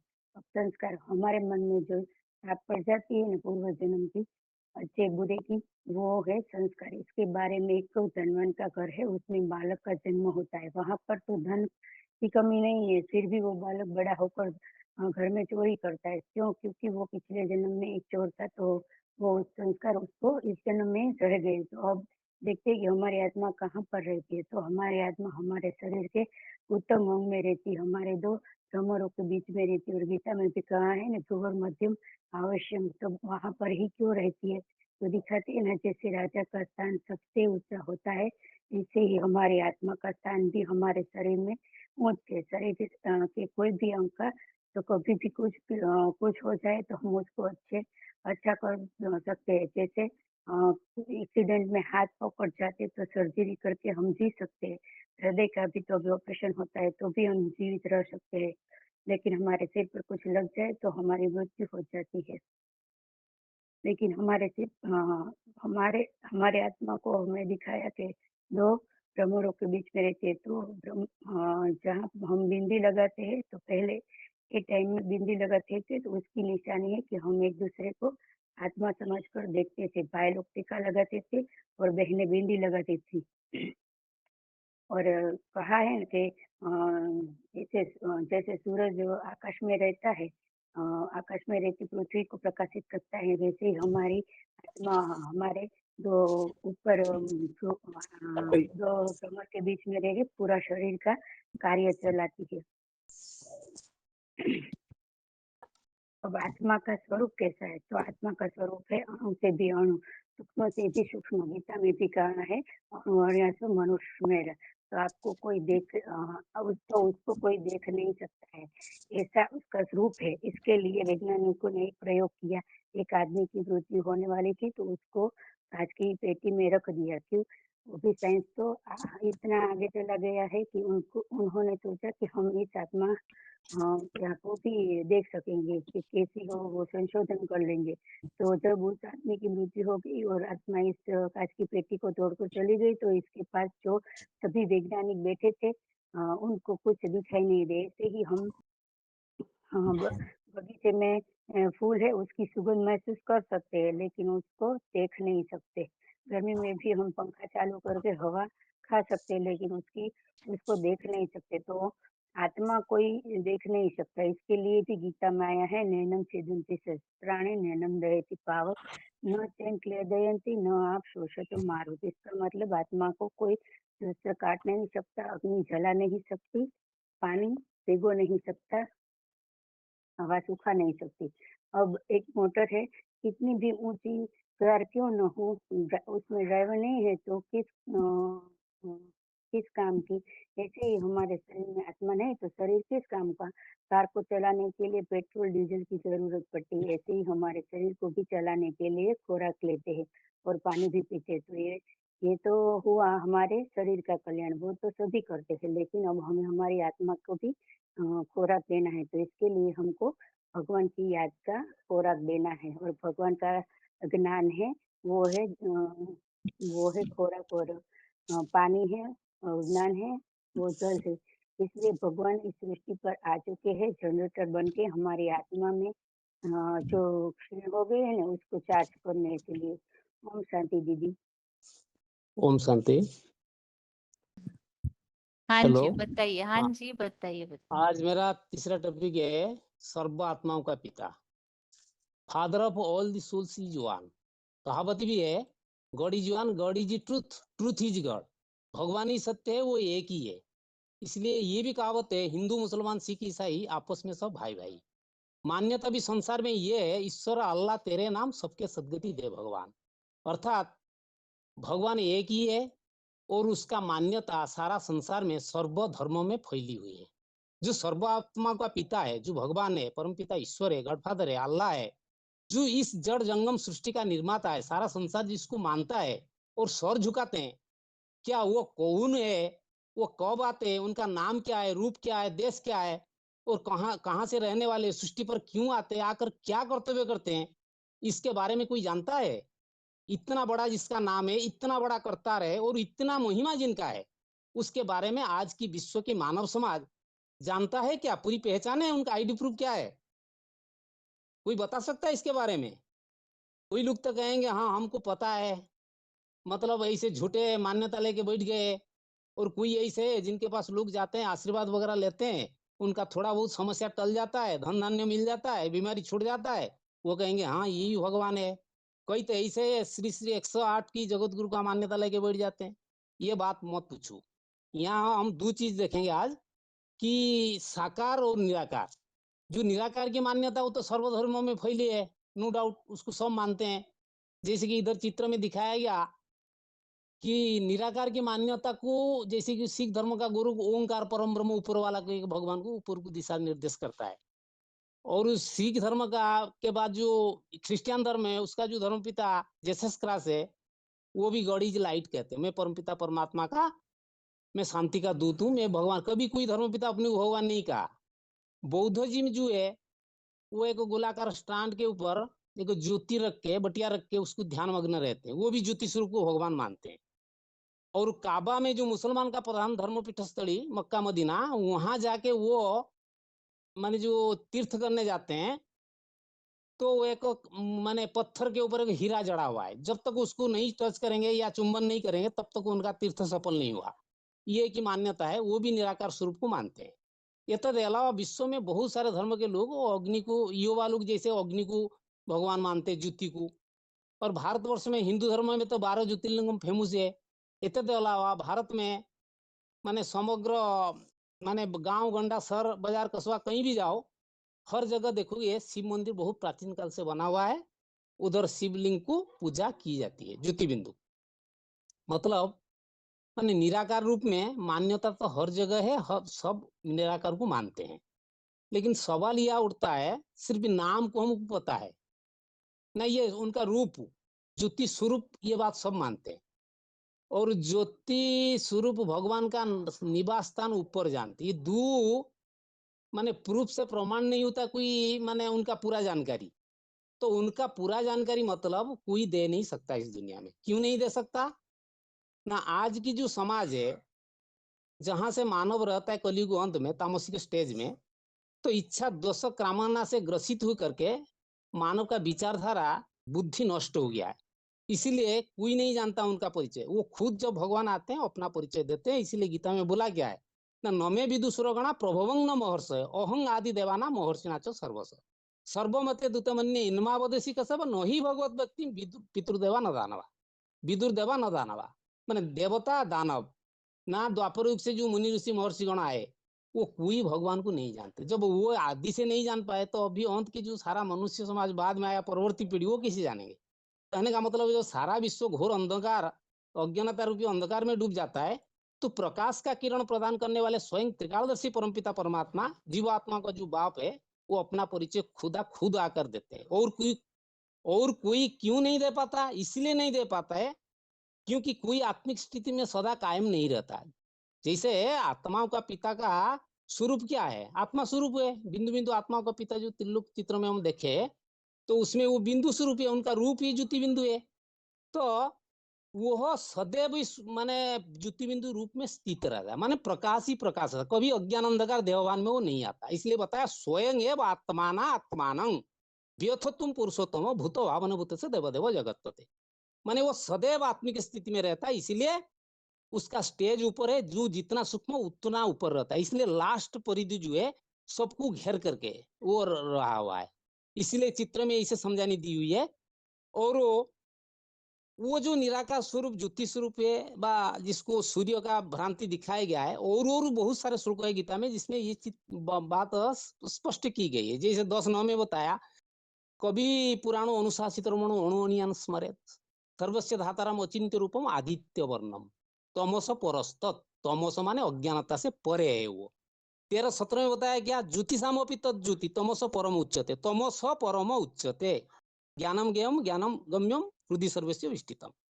8:24 में भी बताया, अग्नि ज्योति अहं शुल्क षड्मासा उत्तरायणम तत्पयाता गच्छन्ति ब्रह्म ब्रह्म विदु जना। माने प्रकाश युक्त ज्ञान की रोशनी में वो सृष्टि में माने ना वो पूरा 5000 साल कायम रहता है। और 7:8 में बताया, रसो हम अपसी कौनतेय प्रभास्मि शशि सूर्य, सूर्य चंद्र की प्रभा में हूँ। पुण्यगंधु पृथिव्यांच तेजस्यास्मि विभावसु जीवनं सर्वभूतेषु तपस्यास्मि तपस्विषु। माने अग्नि का तेज, तपस्वियों का तप शक्ति में हूँ। 9:19 में भी ये बात स्पष्ट की है, तपाम्यहम अहम वर्षम निगृहामि उत्सुजामि च अमृत चैव मृत्युश्च सदा सत्व अहम अर्जुन। मैं ज्ञान का सूर्य हूँ, मैं सदा तप रहा हूँ और मेघ बनकर वर्षा भी करता हूँ, सूर्य के रूप में ज्ञान जल खींचता हूँ। और भी बताया 10:21 में, आदित्यानां अहं विष्णु ज्योतिषाम रवि अंशुमान मरीचि मरुता अस्मि नक्षत्राणा अहम शशि। मैं ज्योतिष माने ज्योति स्वरूप किरण प्रदान करने वाला सूर्य हूँ, नक्षत्र में शशि हूँ। 11-12 में भी बताया, दिव्य सूर्य सहस्रसु भवेत् उत्थिता यदि भा सदृशी सा स्यात् व्यास्तस्य महात्मानः। कहने का मतलब भगवान की जो ज्ञान की ज्योति प्रकाश है हजारों सूर्य की बराबर है। ये तो एक माने महावीरा बताया गया, कोई माने ये कोई स्थूल अग्नि की पुंज नहीं है। स्थूल चीज जो होता है वो तो आंखों में देखने को आता है, लेकिन ये ज्ञान की सूर्य है, ज्ञान सूर्य है। ये कोई सूक्ष्म ज्ञान की बात है जिसे दिव्य नेत्र से देखा जा सकता है, अनुभव किया जा सकता है। मतलब इतना वो ज्ञान की प्रकाश है, जिसको बताया आरण्यक में, पुण्यमिदम पुण्यमदम पूर्णात् पुण्यमुदच्यते पुण्यस्य पुण्यमेवाय पुण्यमेवावशिष्यते। गीता में भी बोला है, अपुण्यमाणम अचल प्रतिष्ठम समुद्रमापम प्रकाशन्ति यदत् तत्कामाया प्रवसन्ति सर्वे स्वशांति माप्नुति न कामा कामी। कहने का मतलब मान्यता तो निराकार हिसाब से सारी दुनिया की जितने धर्म पिता है प्लस विश्व धर्म में जितने सब उसको मानते हैं, लेकिन ज्ञान गुण का जो खजान है, भंडार है, अगाध सागर है, चारों तरफ से भरपूर हुआ है, वो निराकार ज्ञान गुण का भंडार हम कैसे, उसका प्रमाण क्या है? वो निराकार रूप में उसका कुछ प्रमाण नहीं है। निराकार रूप में मतलब वो ज्ञान गुण का आधार नहीं बन सकता, उसको एक आधार लेना पड़ेगा, तब तो जाके उनका ज्ञान गुण गारिमा महत्व पराकाष्ठा वो समाज में व्यापृत होता है। तो उस बात को क्या ये सब जानते जो निराकारवादी मानते हैं निराकार को भगवान रूप रे स्वरूप में, लेकिन कोई नहीं जानता, लेकिन मान्यता उस धर्म में नुधा हुआ है। ऐसे कोई धर्म नहीं जो साकार सु निराकार का मान्यता नहीं है, लेकिन वो किसी ने इस बात को गहराई से नहीं समझ पाते हैं, लेकिन उस धर्म के अंदर है, उसको गहराई से यदि हम देखेंगे तो पता चलेगा। जैसे कि वो निराकार जी साकार में आधार लेके आते हैं तो उसको पहले आप समान निराकारी निर्विकारी निरंकारी बनाते हैं। तो वो कैसे बनाते हैं ये बात तो हमको पहले सोचना पड़ेगा।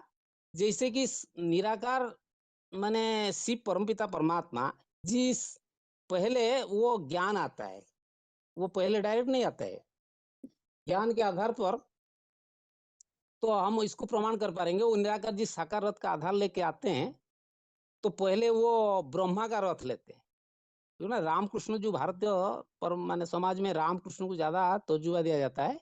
ब्रह्मा माँ के रूप में संसार में पहले प्रत्यक्ष होता है निराकार ज्योति। वो ज्ञान युग के अखंड भंडार की स्रोत है, जिस मानवीय मुकर माने रथ में वो ज्ञान देने से पहले ब्रह्मा तन से वो ज्ञान का बेसिक ज्ञान जिसको कहते हैं, ब्रह्मा कुमारी आश्रम से जो ज्ञान उपलब्ध है आत्मा परमात्मा सृष्टि चक्र के बारे में, तो वही ज्ञान को ब्रह्मा तन में पहले पढ़ाते हैं।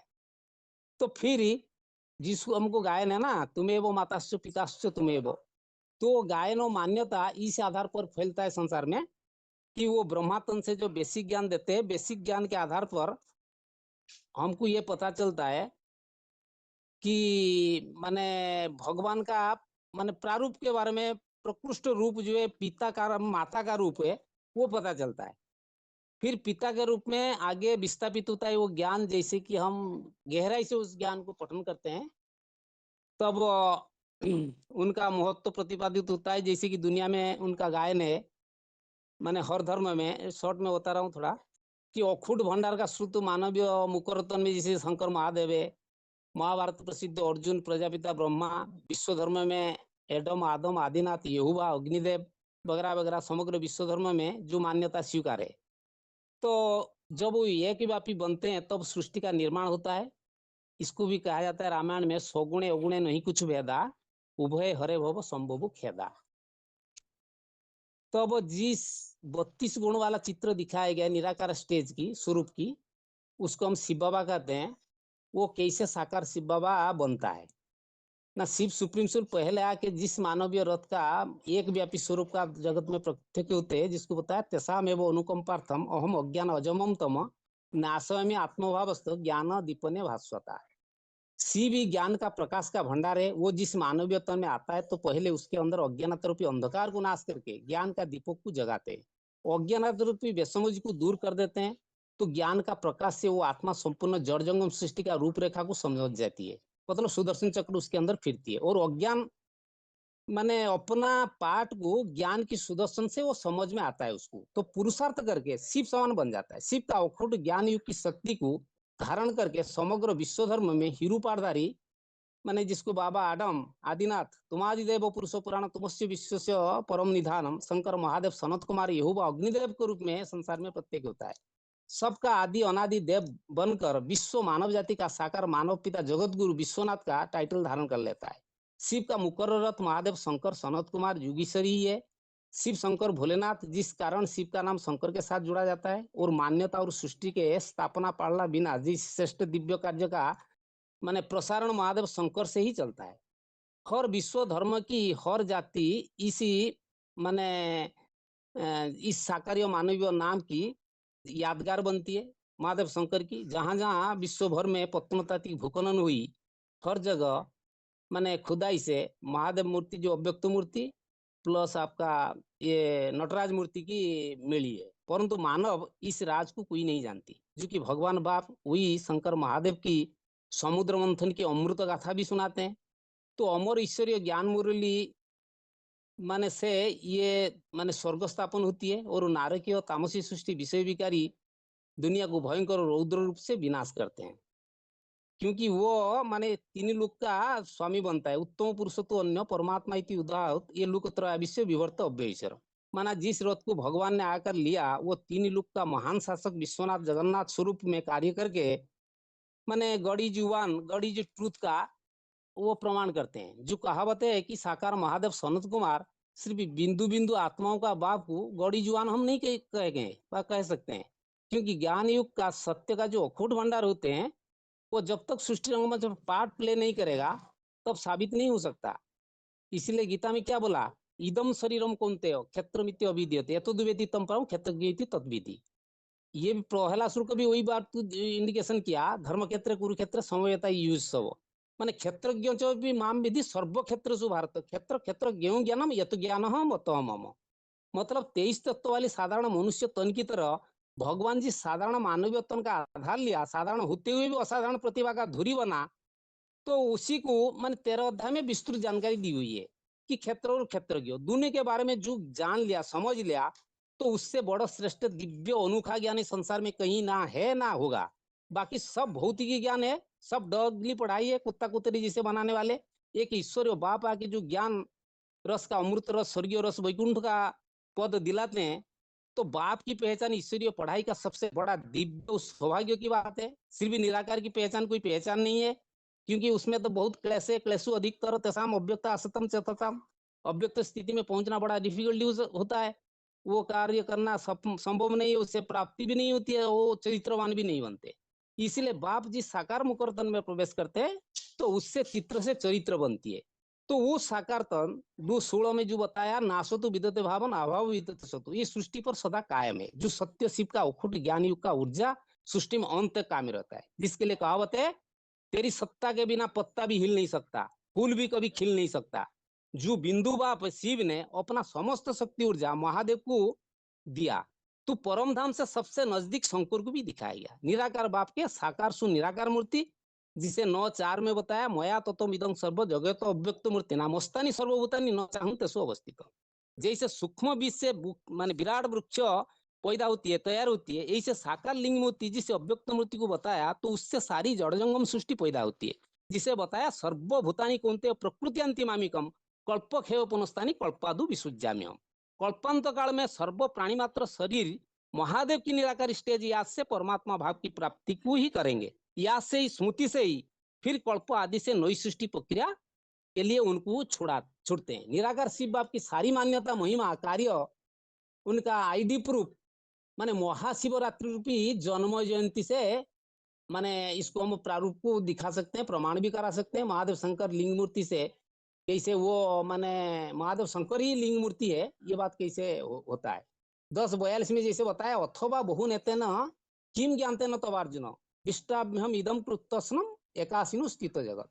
मान निराकार ज्योतिबिंदु शिव अपना समस्त ज्ञान युग का शक्ति को एक महादेव शंकर अव्यक्त मूर्ति में टिका करके परम धाम रूपी शिखर पर बैठा हुआ है।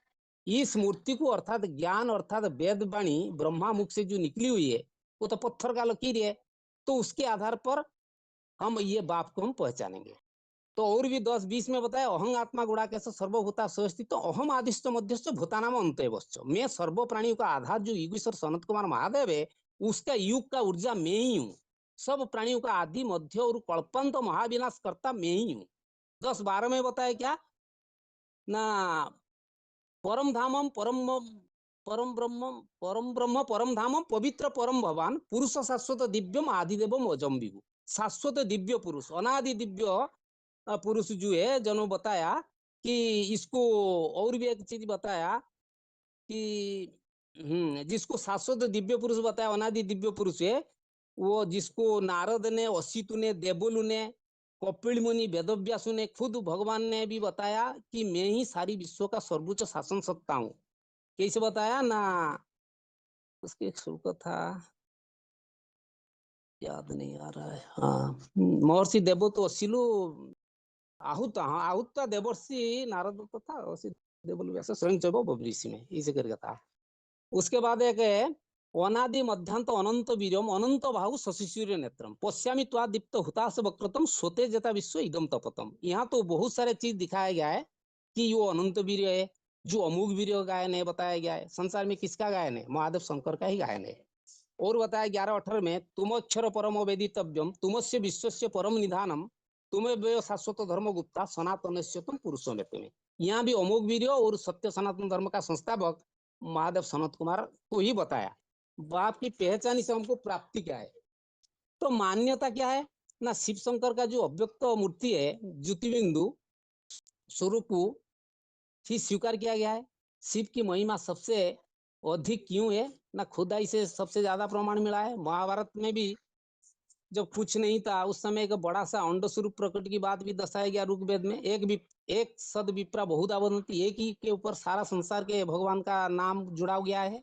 परमपिता परमात्मा से सबसे जो प्राप्ति होती है, सबसे बड़ा इंपोर्टेंट चीज है, इसके बारे में थोड़ा बताऊं। जे वो पतित पावन है।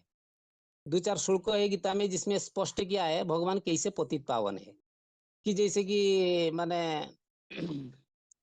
तो मुक्ति जीवन मुक्ति दाता है। तेसांग अहं समृद्धता मृत्यु संसार सागरात भवामि नचिरात पार्थ मय्याभिषेक चेतसाम। और 7:29 में बताया जन्म मरण मुख्याय मामाश्रित एतंती ते ब्रह्म विदु कुतसम आधातम कर्म च अखिलम। जो भगवान को आधार से पुरुषार्थ करते हैं वे संपूर्ण आध्यात्म ज्ञान तथा सारा कर्म का रूपरेखा को जान पाते हैं। 4:10 में बताया वितराग भय क्रोध मनमया मानुपाश्रित बहु ज्ञान तपसा पुदा मध्माना आगता।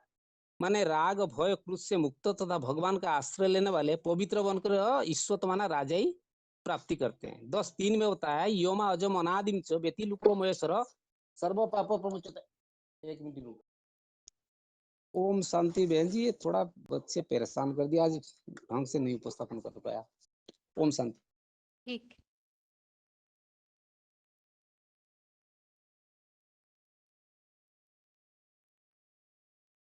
अभी हाथ सभी का नीचे किया है और आगे प्रश्न है, बेसिक कोर्स संबंधित ही प्रश्न है जो अभी तक काफी सारे श्लोक कोर्स हमने समझे हैं और कोर्स से टैली होने वाले श्लोकों को भी समझा है।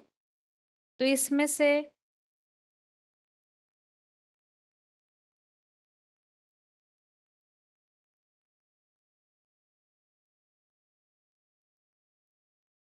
आत्मा के परिचय में हर चित्र में से कोई भी प्रश्न पूछा जाएगा, जिन्हें श्लोक तुरंत याद आ रहा है वो बताइए। आत्मा जन्म मरण के चक्र में आती है और उसका कारण है कि आत्मा के ऊपर लेप छेप चढ़ता है। प्रश्न मूल ये है कि आत्मा के ऊपर लेप छेप चढ़ता है और इसीलिए ही आत्मा जन्म मरण के चक्र में आती है।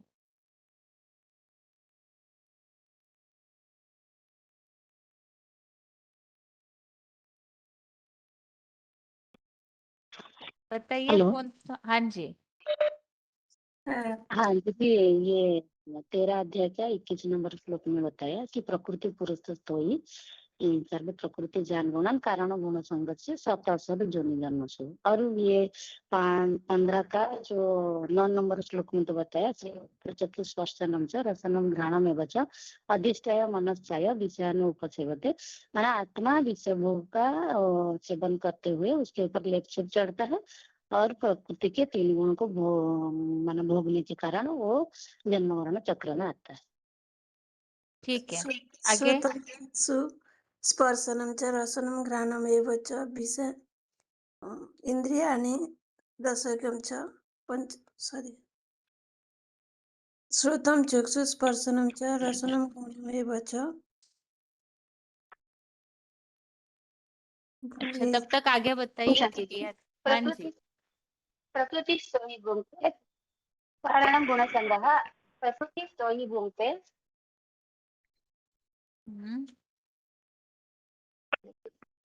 पुरुषः प्रकृति हाँ जी, हाँ जी, बताइए माता जी, क्या बता रहे आगे?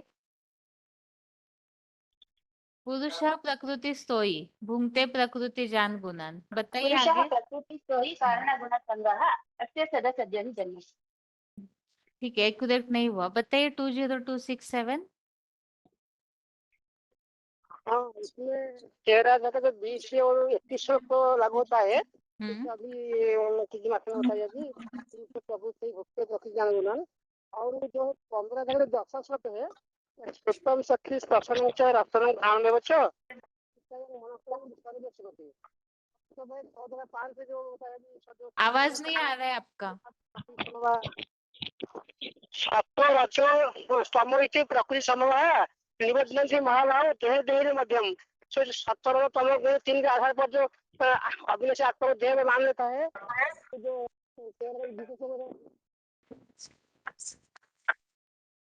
आत्मा जो देह के आधार से काम करती है उसके आधार से सुख दुख भोगता है, इसलिए उसके ऊपर लक्ष्य लगता है, शरीर के ऊपर नहीं।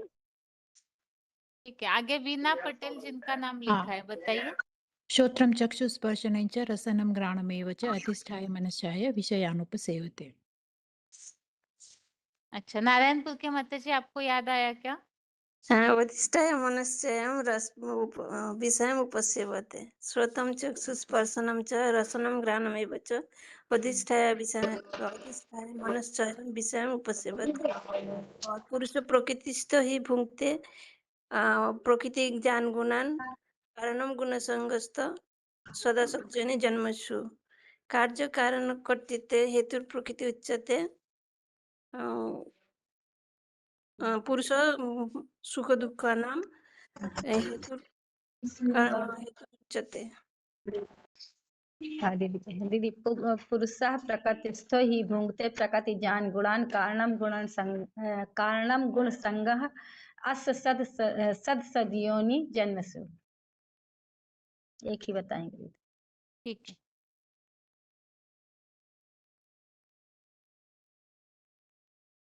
अगला प्रश्न है अभी।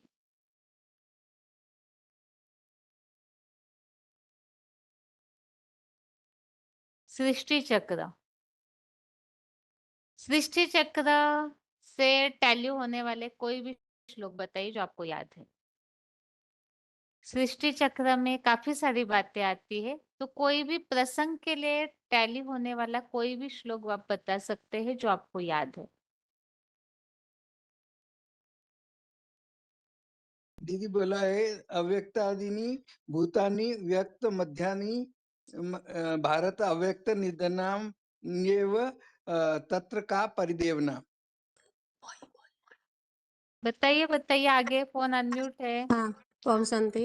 समय बताया गया कि बहुने बतितानि तव चार्जन तन्ना है वेद सर्वाणी भक्तानि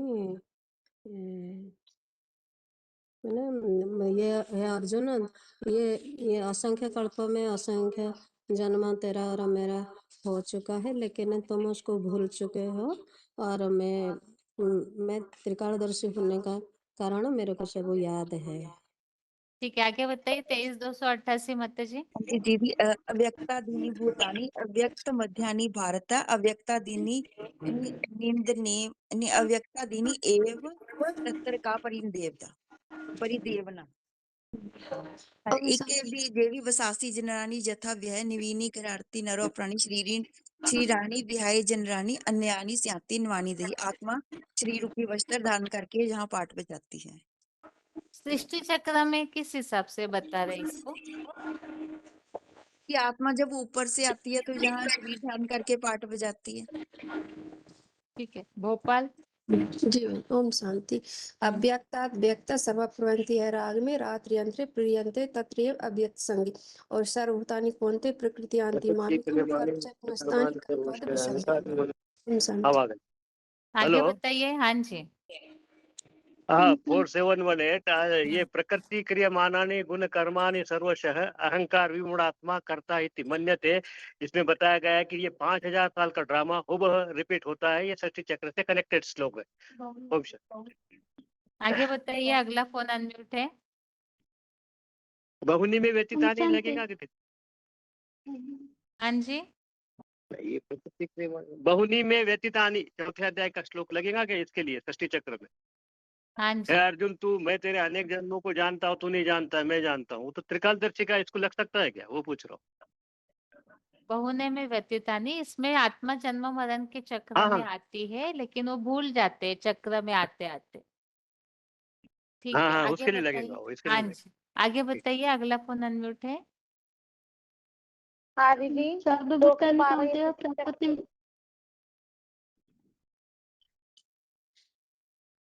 हेलो दीदी बताएं। बताइए।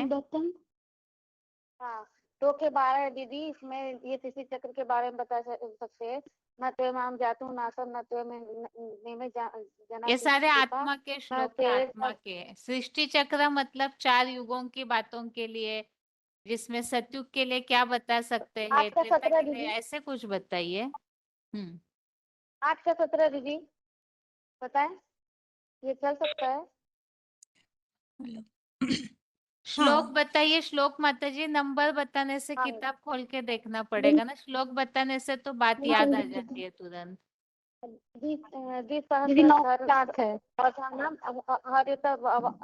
ब्राह्मण विदु एतेषां प्रमाण रात्रि च अरोबधि जना। कहाँ लागू करेंगे बताइए, अपनी बात को स्पष्ट कीजिए। हाँ हाँ दीदी, इसमें बताया ना ब्रह्मा 2500 ब्रह्मा की दिन है और 2500 ब्रह्मा की रात्रि है, ऐसा बताया इसमें। ठीक है, आगे बताइए। शांति दीदी नाका पाठ प्रकृति में एक मिनट रुकिए माता जी, 20,576 आप रुकिए माता जी। आगे बताइए बनारस के माता जी। सर्वभूतानि कौन से प्रकृति यान्ति मामिकम कल्पक्ष पुनरुत्थानि फल।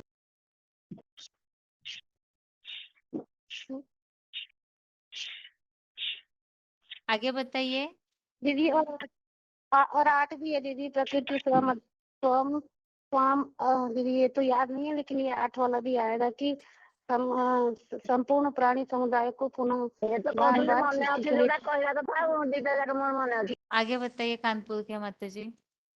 हाँ यही है सहस्रयुग पर्यंतम अह यत ब्राह्मण विदु रात्रि युग सहस्त्राता ताम ते अहो रात्रि विद, माने जितना सतयुग और त्रेता ये ब्राह्मण लोग इसको दिन मानते हैं, यानी सुख का दिन समझते हैं, और द्वापर और कलयुग को ये रात्रि यानी इतना ही समय, जितना समय सुख का है उतना ही समय दुख का है। ये द्वापर युग, ये 4 युगों का सृष्टि चक्र का ये जो 4 भुजाएं दिखाई है, इसके लिए 8 का 17 में आया है सहस्त्र युग पर्यंतम। ओम शांति बहन जी। ये अविनाशी नाटक है ये। प्रकृतिम पुरुषम चैव विधि अनादि उभौ अपि विकरांच गुणांच एव विधि प्रकृति संभव।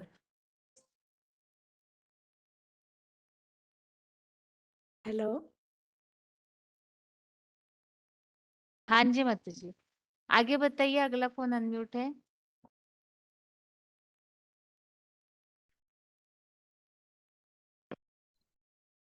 फोन अनम्यूट हुआ है, अपने आवाज पे ध्यान दीजिए फोन के। सूरत की माता जी बताइए। हाँ दीदी 8 का 18 आएगा, वो अव्यक्त व्यक्त सर्व प्रभवंती अरमे प्रलयंती तत्र एव सृष्टि अव्यक्त चक्र में संज्ञा। सतयुग त्रेतायुग कुछ भी नहीं है क्या? सेम सेम श्लोक रिपीट हो रहे हैं। वो विनाश बता की दिया बात दीदी 8 है। का 18। हो गया 8वें अध्याय का तो तुरंत बता ही देते हैं सभी लोग। आगे और बताइए कुछ नया। ओके दीदी।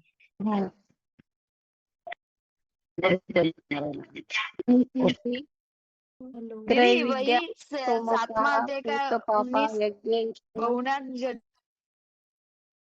आगे बताइए माता जी। हाँ जी दीदी आत्मा जो है आत्मा के लिए ही है कि जी अपने साथ संस्कारों को ले जाती है। शरीरम यथाप्नोति उत्क्रमन्ति ईश्वरा गृहीत्वा तानि संयाति ये वायुगन्धानि वास्तव में आशय। पहले तो आत्मा के लिए अच्छे से लागू हो सकता है। सृष्टि चक्र मतलब जो सृष्टि घूमती है उसमें 4 युग आते हैं, ऐसे कुछ बताइए जो। दीदी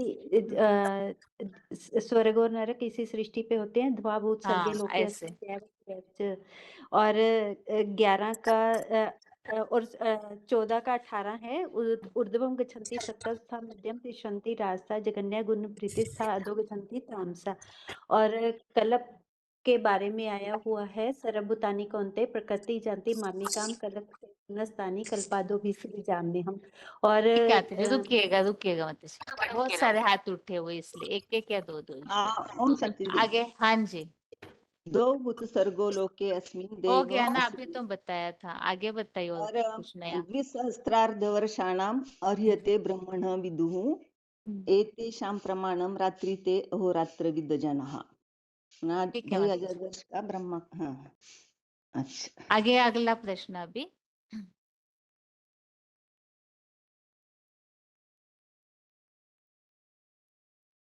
सर्वव्यापी का चित्र। सर्वव्यापी के चित्र में लागू होने वाले कोई भी श्लोक बताइए।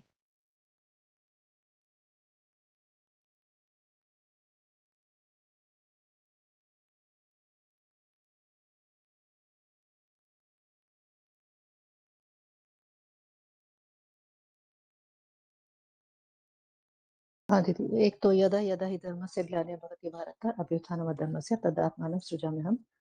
और जो परम धाम का है, न तद्भासयते सूर्यो न शशांको न पावक यद्गत्वा न निवर्तन्ते तद्धाम परमम्। अभी वो 2 ही याद है। आगे बताइए। प्रजनन्ति माम मूढ़ा मानुषीं तनुम् आश्रितं परं भावं जानन्तो मम भूतमहेश्वरम्। आगे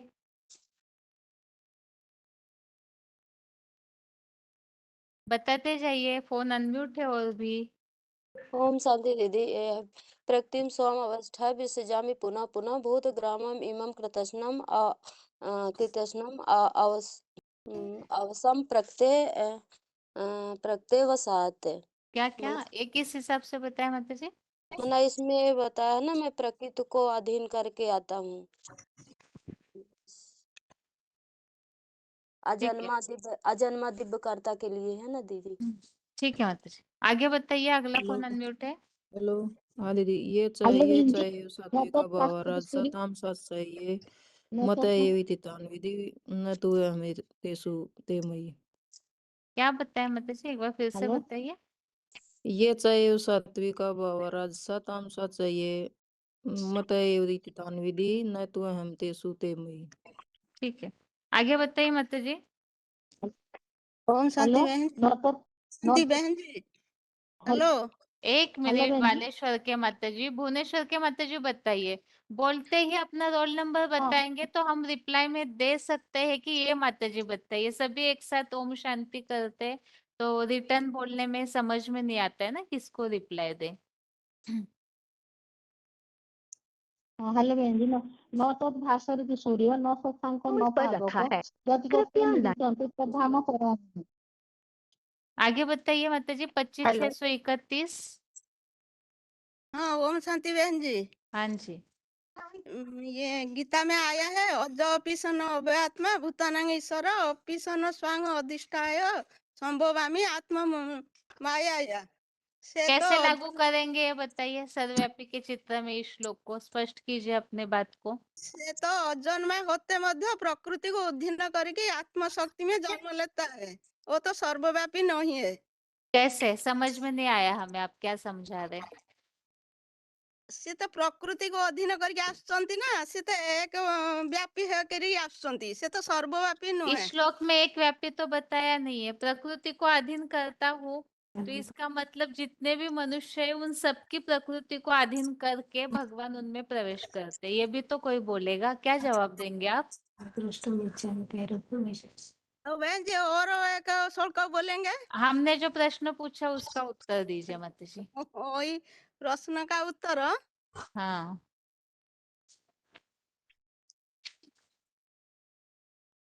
बताइए। और कोई जो फोन हाँ अनम्यूट है दीदी, कोई भी इस बताइए। हाँ जी। इसमें आने की बात बताई है, यहाँ नहीं है इसलिए आते बहन हैं। जी और अगर एक यहाँ होते तो श्लोक आने की बताएंगे। दरकार ही नहीं थी। लो बहन जी।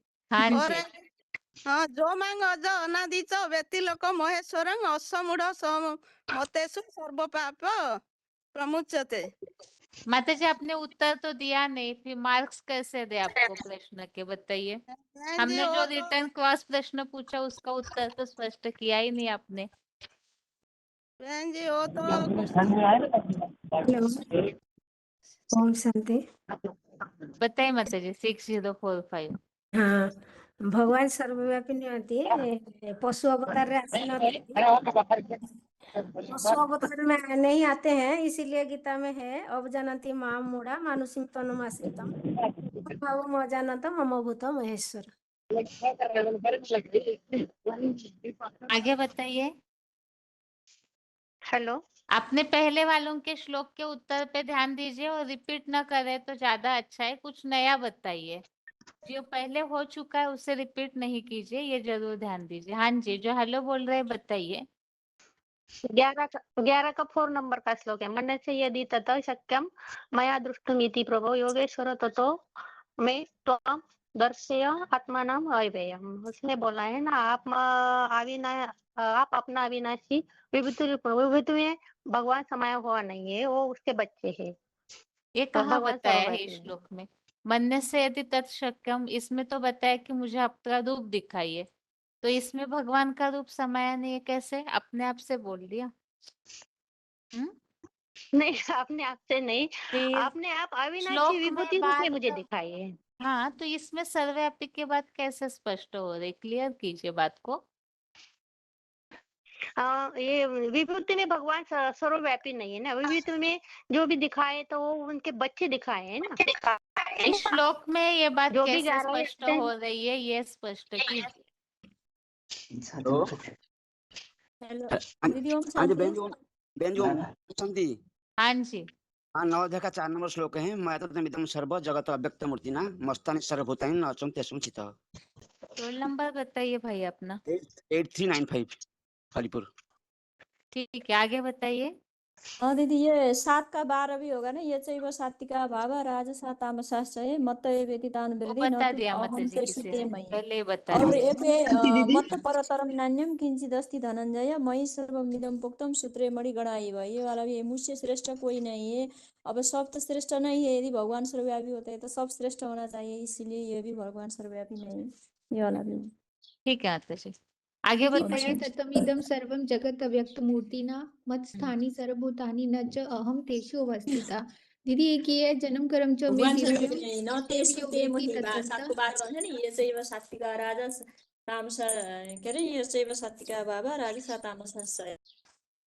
हाँ माताजी बताइए, क्या बता रहे चंडीगढ़ के माताजी। हाँ जी दीदी, जन्म कर्म च में दिव्यम यो वेत्ति तत्तथा त्यक्त्वा देहम पुनः जन्म नेति मामेति सो अर्जुन। और एक मया ततम इदम सर्वम जगत व्यक्त मूर्तिना मत स्थानी सर्वभूतानि न च अहम तेषु अवस्थिता। ठीक है, आगे बताइए। किनका अनम्यूट है फोन। हेलो। हाँ जी, हाँ, 11 के 3 है जो एत एवं एतत् यथा त्वां आत्मानं परमेश्वर न द्रष्टुम इच्छामि ते रूपं ईश्वर पुरुषोत्तम। बोलते हैं ना, प्रभु दर्शन दो। तो साधु संत सदगुरु के बिना उन्होंने बोले भगवान को तो मध्य आছেন, तो प्रभु दर्शन दो। तो भगवान तो सर्वव्यापी नहीं है, वही बोला है 11 के 3 में। दीदी जिन श्लोकों में बीज की बात आई है वो भी हेलो दे सकते हैं ना? हाँ माताजी, हाँ जी। हाँ हाँ ठीक। हाँ बहन जी, मेरा रोल नंबर है 13,217, जबलपुर मिनी मधुबन। मैं वो ही बताना चाहती थी बहन जी कि भगवान सर्वव्यापी नहीं है। अगर सर्वव्यापी होते तो सभी धर्मों में मान्यता कैसी होती उनकी। तो भगवान तो ऊंचे से ऊंचे परम धाम के रहने वाले। तो जो गीता में लिखा है ना, न तद्भास्ते सूर्यो न शशांको यत गत्वा न निवर्तन्ते तद्धाम परमम।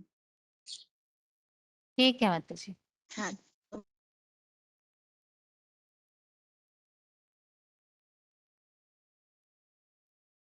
अभी अगला प्रश्न है, भगवान का परिचय देना है हमें, तो उसमें सबसे पहले ये बताना है किसी को भी कि आज की दुनिया का पतन किस बात से हुआ है। तो ऐसी बातें बताइए जिसके कारण आज की दुनिया में सबसे ज्यादा पतन हो रहा है। ये बात भगवान से कनेक्टेड टॉपिक पर होनी चाहिए। आज की दुनिया का पतन होने के कारण, जो द्वापर युग से ही दुनिया वैसे नीचे गिरती आई, लेकिन हमें सटीक कारण बताने हैं जिसके कारण दुनिया का पतन होता है। वो बातें भगवान से कनेक्टेड बातें होनी चाहिए, जो भी आप उत्तर देंगे। दीदी वाला इच्छा देश समुद्र द्वंद्व मोहने भारत सर्वभूतानि सर्गयन्ति परंतप। इच्छा देश के कारण मनुष्य का पतन होता है, मूर्ख बन गए हैं। इसमें भगवान की बात कैसे? तो ये तो ऐसे ही मतलब श्लोक ही बताना है, ये कोई जरूरी नहीं है। आप कॉमन बातें भी बता सकते हैं जो हमें दुनिया वालों को बतानी है। बाकी 1 या 2 ही वाक्य में आपका उत्तर होना चाहिए, ताकि जितने भी हाथ उठते हैं उनको समय मिले। तो भगवान वाला तो दो भूत सर्वलोकी वाला नहीं होगा, नहीं ये वाला। हमने ये कहा कि श्लोक ही बताना है, ऐसे जरूरी नहीं है। जो बातें साधारण सी बातें हैं जो दुनिया में ज्यादा दिखने में आती है, ऐसी कोई भी बात बता सकते हैं। हाँ दीदी, ये बोले कि जैसे द्वापर युग से भगवान को बहुत ढूंढा, भगवान को सर्वव्यापी कहते हैं ना, ये सबसे बड़ी भूल हुई जिससे हमारा मतलब दुनिया का पतन हुआ है। क्योंकि चारों तरफ कहते हैं ना कि मुसलमान चारों तरफ लगाए फिर भी हरदम दूर रहे, तो भगवान को नहीं पाया, तो वो फिर उनको सर्वव्यापी कहने लगे। इससे बुद्धि का बिखराव हो गया और बुद्धि एकाग्र रहती है तो भगवान की याद आती है, और जब बुद्धि का बिखराव हो गया तो हम नीचे पतन की ओर जाने लगे।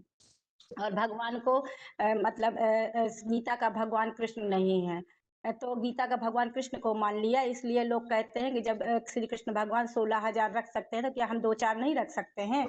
इसलिए और भी पतन होता जा रहा है, व्यभिचार ठीक है, बढ़ता जा रहा है। आगे बताइए नाला सोपारा। शांति। हाँ जी। यही माता जी, जो माता जी ने भी प्रश्न बताया कि भगवान को सर्वव्यापी मानने से ही सबसे ज्यादा पतन हुआ, और गीता का भगवान शिव शंकर भोलेनाथ को छोड़कर कृष्ण जो गीता में है इसकी वजह से। ठीक है, आगे बताइए। और हेलो। हाँ जी। तो गीतार भगवान को जो कृष्ण रूप रे मिठाई दिया ना, इसलिए बाप के स्थान पर बेटा को रख दिया। वो जो कृष्ण वो गीता से जन्म लेती है, वो भगवान कैसे हो सकता है? इसलिए सारी धर्म गीता को नहीं मानते हैं। तो गीतार भगवान शिव को रखेंगे तो सारी धर्म वाले गीता को मानते हैं। ठीक है, आगे बताइए। दीदी हाँ, मैं ये श्लोक बता रही थी, नवमा का 7वां अध्याय। वो सर्वभूतानि कौन्तेय प्रकृति यान्ति मामिका कल्पक्षय पुनर्तानि कल्पादौ विसृ जामि अहम। तो इनमें बताया है कि भगवान की जो कल्पांत काल में जो प्रकृष्ट रचना है, जो प्रश्न चल रहा है उस अनुसार उत्तर हो, क्योंकि विषय का ट्रैक चेंज होता है। सभी एक तरफ से ही सोच रहे हैं, उस समय बीच में कुछ नई बात होने से ठीक नहीं ना। प्रश्न ये था कि कौन सी ऐसी बातें हैं जो दुनिया का पतन कर रही है, तो ये तो प्रसंग अलग हो गया। मतलब आप सोचिएगा, दोबारा अनम्यूट करती हूँ। हाँ जी बताइए, जो हेलो बोल रहे हैं। हेलो शांति दीदी। हाँ जी। भगवान के लिए सर्वव्यापी मानने से पतन हुआ है कि भगवान सबके अंदर है। भगवान माने जर्रे जर्रे में, मुसलमान भी कहते हैं, हिंदू लोग भी कहते हैं, सबके अंदर भगवान है, इसलिए और ही पतन होता जा रहा है। आगे और बताइए। हेलो बहन जी, बोले हाँ जी। हेलो। ये संगे रंग में आते आते सबका पतन हो गया, ये है एक। और भगवान सर्वव्यापी है ये बताया, ये एक दूसरा है। और कृष्ण को भगवान गीता का भगवान कृष्ण बताया, ये भी पतन का कारण है। माने और धर्म पिता जब आया तो उसको फॉलो करते करते सब भारत का पतन हो गया, सबका पतन हो गया। यही हमारा मन में आया। हाँ जी हाँ बताइए दीदी, आगे। हाँ मतलब सर्वव्यापी का तो माताओं ने बता ही दिया। उसके गीता बाद का भगवान सर्वव्यापी दोनों हो गया, कुछ नया बताइए। तो मतलब जैसे देवता तो आत्मिक स्थिति में रहते थे, लेकिन जब से देवभान आया तो मनुष्य जब देवभान में आ गया तो उसका पतन होना शुरू हो गया। तो गीता में जैसे आया ना, कामेश क्रोध, श्री भगवान उपचार, कामेश क्रोध रजोगुण समुद्भव महाशनो पापमा विधि एनम इहि वैरिणम। मतलब जब से काम और क्रोध आया है ना, यही मनुष्य के शत्रु हैं। और इन्हीं को, इसी से ही मतलब जो मनुष्य इसी में लिप्त होने लगा, तो ये भी उन्नीस का जैसे उसमें 2 के उसमें भी बताया कि ध्यायते विषयान पुंसा संगायते ध्यायते विषयान पुंस, मतलब बार बार विषयों का ध्यान करने से मनुष्य की जो है बार बार विषयों का ध्यान करने से क्या है, ठीक है, बुद्धि नष्ट हो जाती है काम क्रोध से और संख्या रंग से। ठीक है, आगे बताइए। गंगटोक 13,809।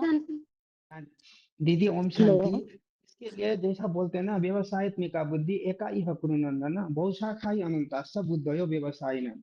एक का अगर श्रेष्ठ श्रीमत हो तो मनुष्य सदगति की ओर जाते हैं, लेकिन अभी बहुत शाखा अनेक मत पंथ होने के कारण मनुष्य द्वापर युग से नीचे ही गिरते आए हैं। एक का संग कारण होने से ऊपर उड़ते थे, लेकिन जब अनेक मत हो गया तो मनुष्य का बुद्धि भ्रमित हो गया ना। एक बात एक बताता है, फिर दूसरा बताता है, तीसरा बताता है। इसीलिए अनेक मत होने के कारण बुद्धि भटक गई, इसीलिए नीचे गिरते गए दीदी। अच्छा, आगे बताइए। 8083। हेलो ओम शांति। हाँ जी। गीता में जो फ्रंट पेज में जो श्लोक दिया हुआ ऋग्वेद का जो दिया है, आत्मानं रथिनं विद्धि शरीर रथम बुद्धि तो सारथिम विद्धि, मन प्रग्रहमेव च इंद्रियाणि हन्यौ विषयान्स्तेषु गोचरन् आत्मेंद्रिय मनोयुक्ते भुक्ते आहु महिषिण। मतलब इसका जो स्थूल अर्थ समझ लिए ये गलत हो जाता है।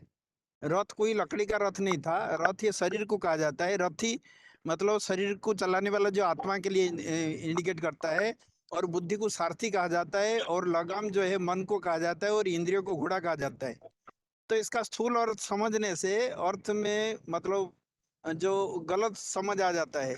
वास्तव में सूक्ष्म अर्थ तो यही है, रथ, रथी और सारथी और लगाम और घोड़ा को मतलब अर्जुन का रथ में ही भगवान विराजमान थे, और अर्जुन का बुद्धि में ही वो सारथी के रूप में ज्ञान बिठाए थे। तो इसका सूक्ष्म अर्थ को हमको समझाना है, तब जाके ये बातें को क्लियर हो सकता है। ठीक है, आगे बताइए। अगला फोन अनम्यूट है। हेलो। हाँ जी, बताइए माता दीदी। जी। हाँ जी। हाँ जी, 233 दीदी, ये सारी टॉपिक तो जो हुआ है, बाकी उसमें और एक टॉपिक है कि नारी का अनादर, माना आज की दुनिया का जो पतन है वो नारी का अनादर होने से हुआ है। क्योंकि नारी जो है वो, जैसे नारी और पुरुष उभय मिल करके ये संसार पुरुष और प्रकृति का जो खेल है, और नारी एक परिवार की शिक्षक कहा जाता है, जिसको बाबा ने भी बताया कि जत्र पूज्यते नारी तत्र रम्यते देवता, ये बात है। तो नर बुद्धिवादी होता है और नारी भावनावादी होती है। अनेक युग से नारियों पर अत्याचार एवं शोषण होते आ रहे हैं, और 21वीं शताब्दी आने पर भी नारियों के जीवन में कोई विशेष परिवर्तन नहीं हुआ। और जिन्हें हम परिवर्तन समझ रहे हैं, बस सिर्फ ऊपरी दिखावा है, परंतु वास्तविक सत्य तो यह होता है कि नारी जात जो है, जो आज भी तन मन धन से अबला है, जिसके लिए बाबा बताते हैं ना कि नारी आज भी अबला है और गरीब है, ना उनके पास तन का बल है ना धन का बल है। और माना बच्चों से लेकर वृद्ध माता भी, जो माना छोटी बच्ची से लेकर के वृद्ध माता जो भी होते हैं, स्वयं को इस पर वो समाज में असुरक्षित अनुभव करती है। तो इसका कारण भी वही खंडित गीता के कारण से हुआ है। माना गीता में जो कृष्ण का नाम डालने से कृष्ण का चरित्र ही सामने आता है। कृष्ण का समान आकर्षण पति एवं कृष्ण समान दुलारे बच्चे, माना जो माँ की जो चाह होती है नारी की, तो उसमें वो क्या होता है, माना उसमें वो बबरी हो जाता है, माना उसके पीछे ही तो लगी रहती है। तो तथा बच्चे और पति के काठपुतली बनकर वो रह जाते हैं, अपने पति को परमेश्वर मान लेते हैं, और उनको शॉर्ट भिखारी में ठीक है माता भी। जी। दीदी हो गया, और ये एक कॉमन बातें दीदी रहती है एक ना, मिनट सर। हाँ हाँ, माता जी। तो जो जिनको जो नहीं अधर्म होता की बात बताई है ना, हाँ। वो यदा यदा ही धर्मस्य के हिसाब से बता सकते हैं कि सबसे बड़ा अधर्म ये हुआ है कि भगवान को सर्वव्यापी बता दिया, माना उससे श्लोक टैली के हिसाब से बताया ना। और कर्मों की थियरी खत्म हो गई है। किम कर्म किम अकर्म इति कवये अपि अत्र मोहिता तत्एव तत्ते कर्म प्रवक्ष्यामि यद् ज्ञात्वा मोक्षस्य अशुभः। और मन चंचल है, चंचलम ही मन है कृष्ण प्रमाथि बलवदृढ़म् तस्यहं निग्रहं वायु इव सुदुष्करम्। और आज हम स्वधर्म को भूल गए हैं, इसीलिए गीता में भी बोला है स्वधर्म निंद्यते परधर्मो भयावह। तो भगवान कहते हैं स्वधर्म को भूलने से तुम क्या हो गए, देह अभिमान, और देह अभिमान से सबसे बड़ा पाप है। आगे 22707 माता जी बताइए। 4537 बताइए माता जी। वही वाला दीदी की यदा यदा हि धर्मस्य ग्लानिर्भवति भारत अभ्युत्थानं धर्मस्य तदात्मानं। यदि भगवान यही होता तो भगवान को ऊपर से आने की क्या जरूरत थी। और ये भी है कि कृष्ण को भगवान मानने से सारी ये दुर्गति हुई है। नया सोचिए, नया माता जी, रिपीटेशन। जो हमेशा जवाब देते हैं उनके पास तो नए नए उत्तर होने चाहिए हर प्रश्न के। बताइए 8589 माता जी। हाँ दीदी, वो बताया ना, एक बाबा बताते हैं मुरलियों में कि पर चिंतन पतन की जड़ है और चिंतन आत्मा की सीढ़ी है। और चिंतन करने से भी तो पतन होता है ना। हेलो। हाँ जी। हाँ, मनुष्य आत्मा 84 लाख योनि में रमण करता है, ये बातें होने से भी, क्योंकि मनुष्य तो मनुष्य के रूप में जन्म लेता है, अनेक योनि में तो नहीं जाता। हाँ, उसका कर्मफल का स्वरूप में वो दरिद्र के घर में जन्म लेता है, अपंग होके जन्म लेता है, वो दुखी और शांति भोगता है, उसका दंड स्वरूप। लेकिन जो 84 लाख योनि में ये बातें गलत हो जाता है। और सृष्टि का आयु जो है लाखों साल नहीं है। एक मिनट 84 लाख योनियों की बात से कैसे पतन हुआ बताइए। जो मनुष्य ये समझ लिया कि मतलब कुकर्म का फल जो है हमको दूसरे जोनि में मिलता है, मनुष्य जोनि में नहीं मिलता है। इसीलिए मनुष्य जो है मतलब एक ही जन्म 84 लाख जोनि में रमण करने के बाद जो बातें आता है वो गलत हो जाता है। वास्तव में दुखी और अशांति जो है मनुष्य जोनि में ही मनुष्य भुगता है, दूसरे जोनि की तो बात नहीं आता ना।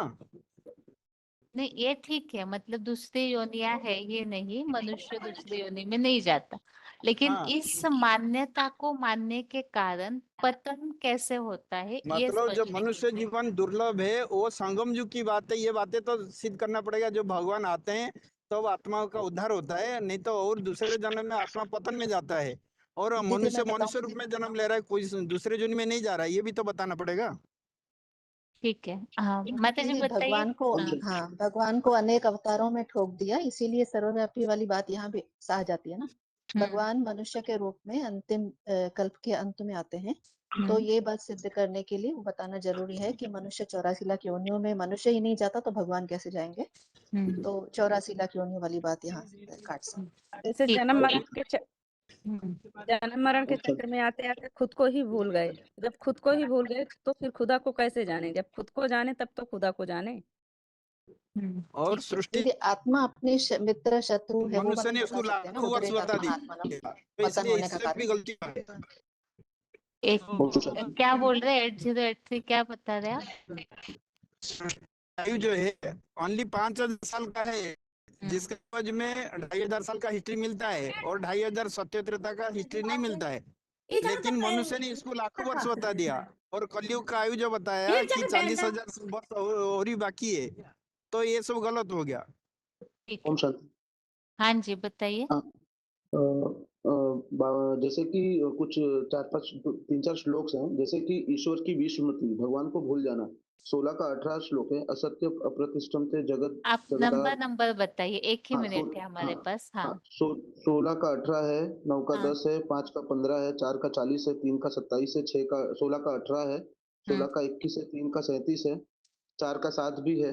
और दुनिया का पतन बाहर से नहीं हुआ है, भीतर से हुआ है। ईश्वर को भूल जाना अज्ञान मतलब अज्ञान जो ज्ञान को ढक देता है, वो हर तरह का ज्ञान जो 84 लाख भी है, और ईश्वर को सर्वव्यापी कहना, और भगवान जो बाप है जो बेटा है उसको भगवान का नाम रख देना, वो सारे अज्ञान की वजह से दुनिया का पतन हुआ है। और बहुत भारी जनसंख्या ये सब जो भी है।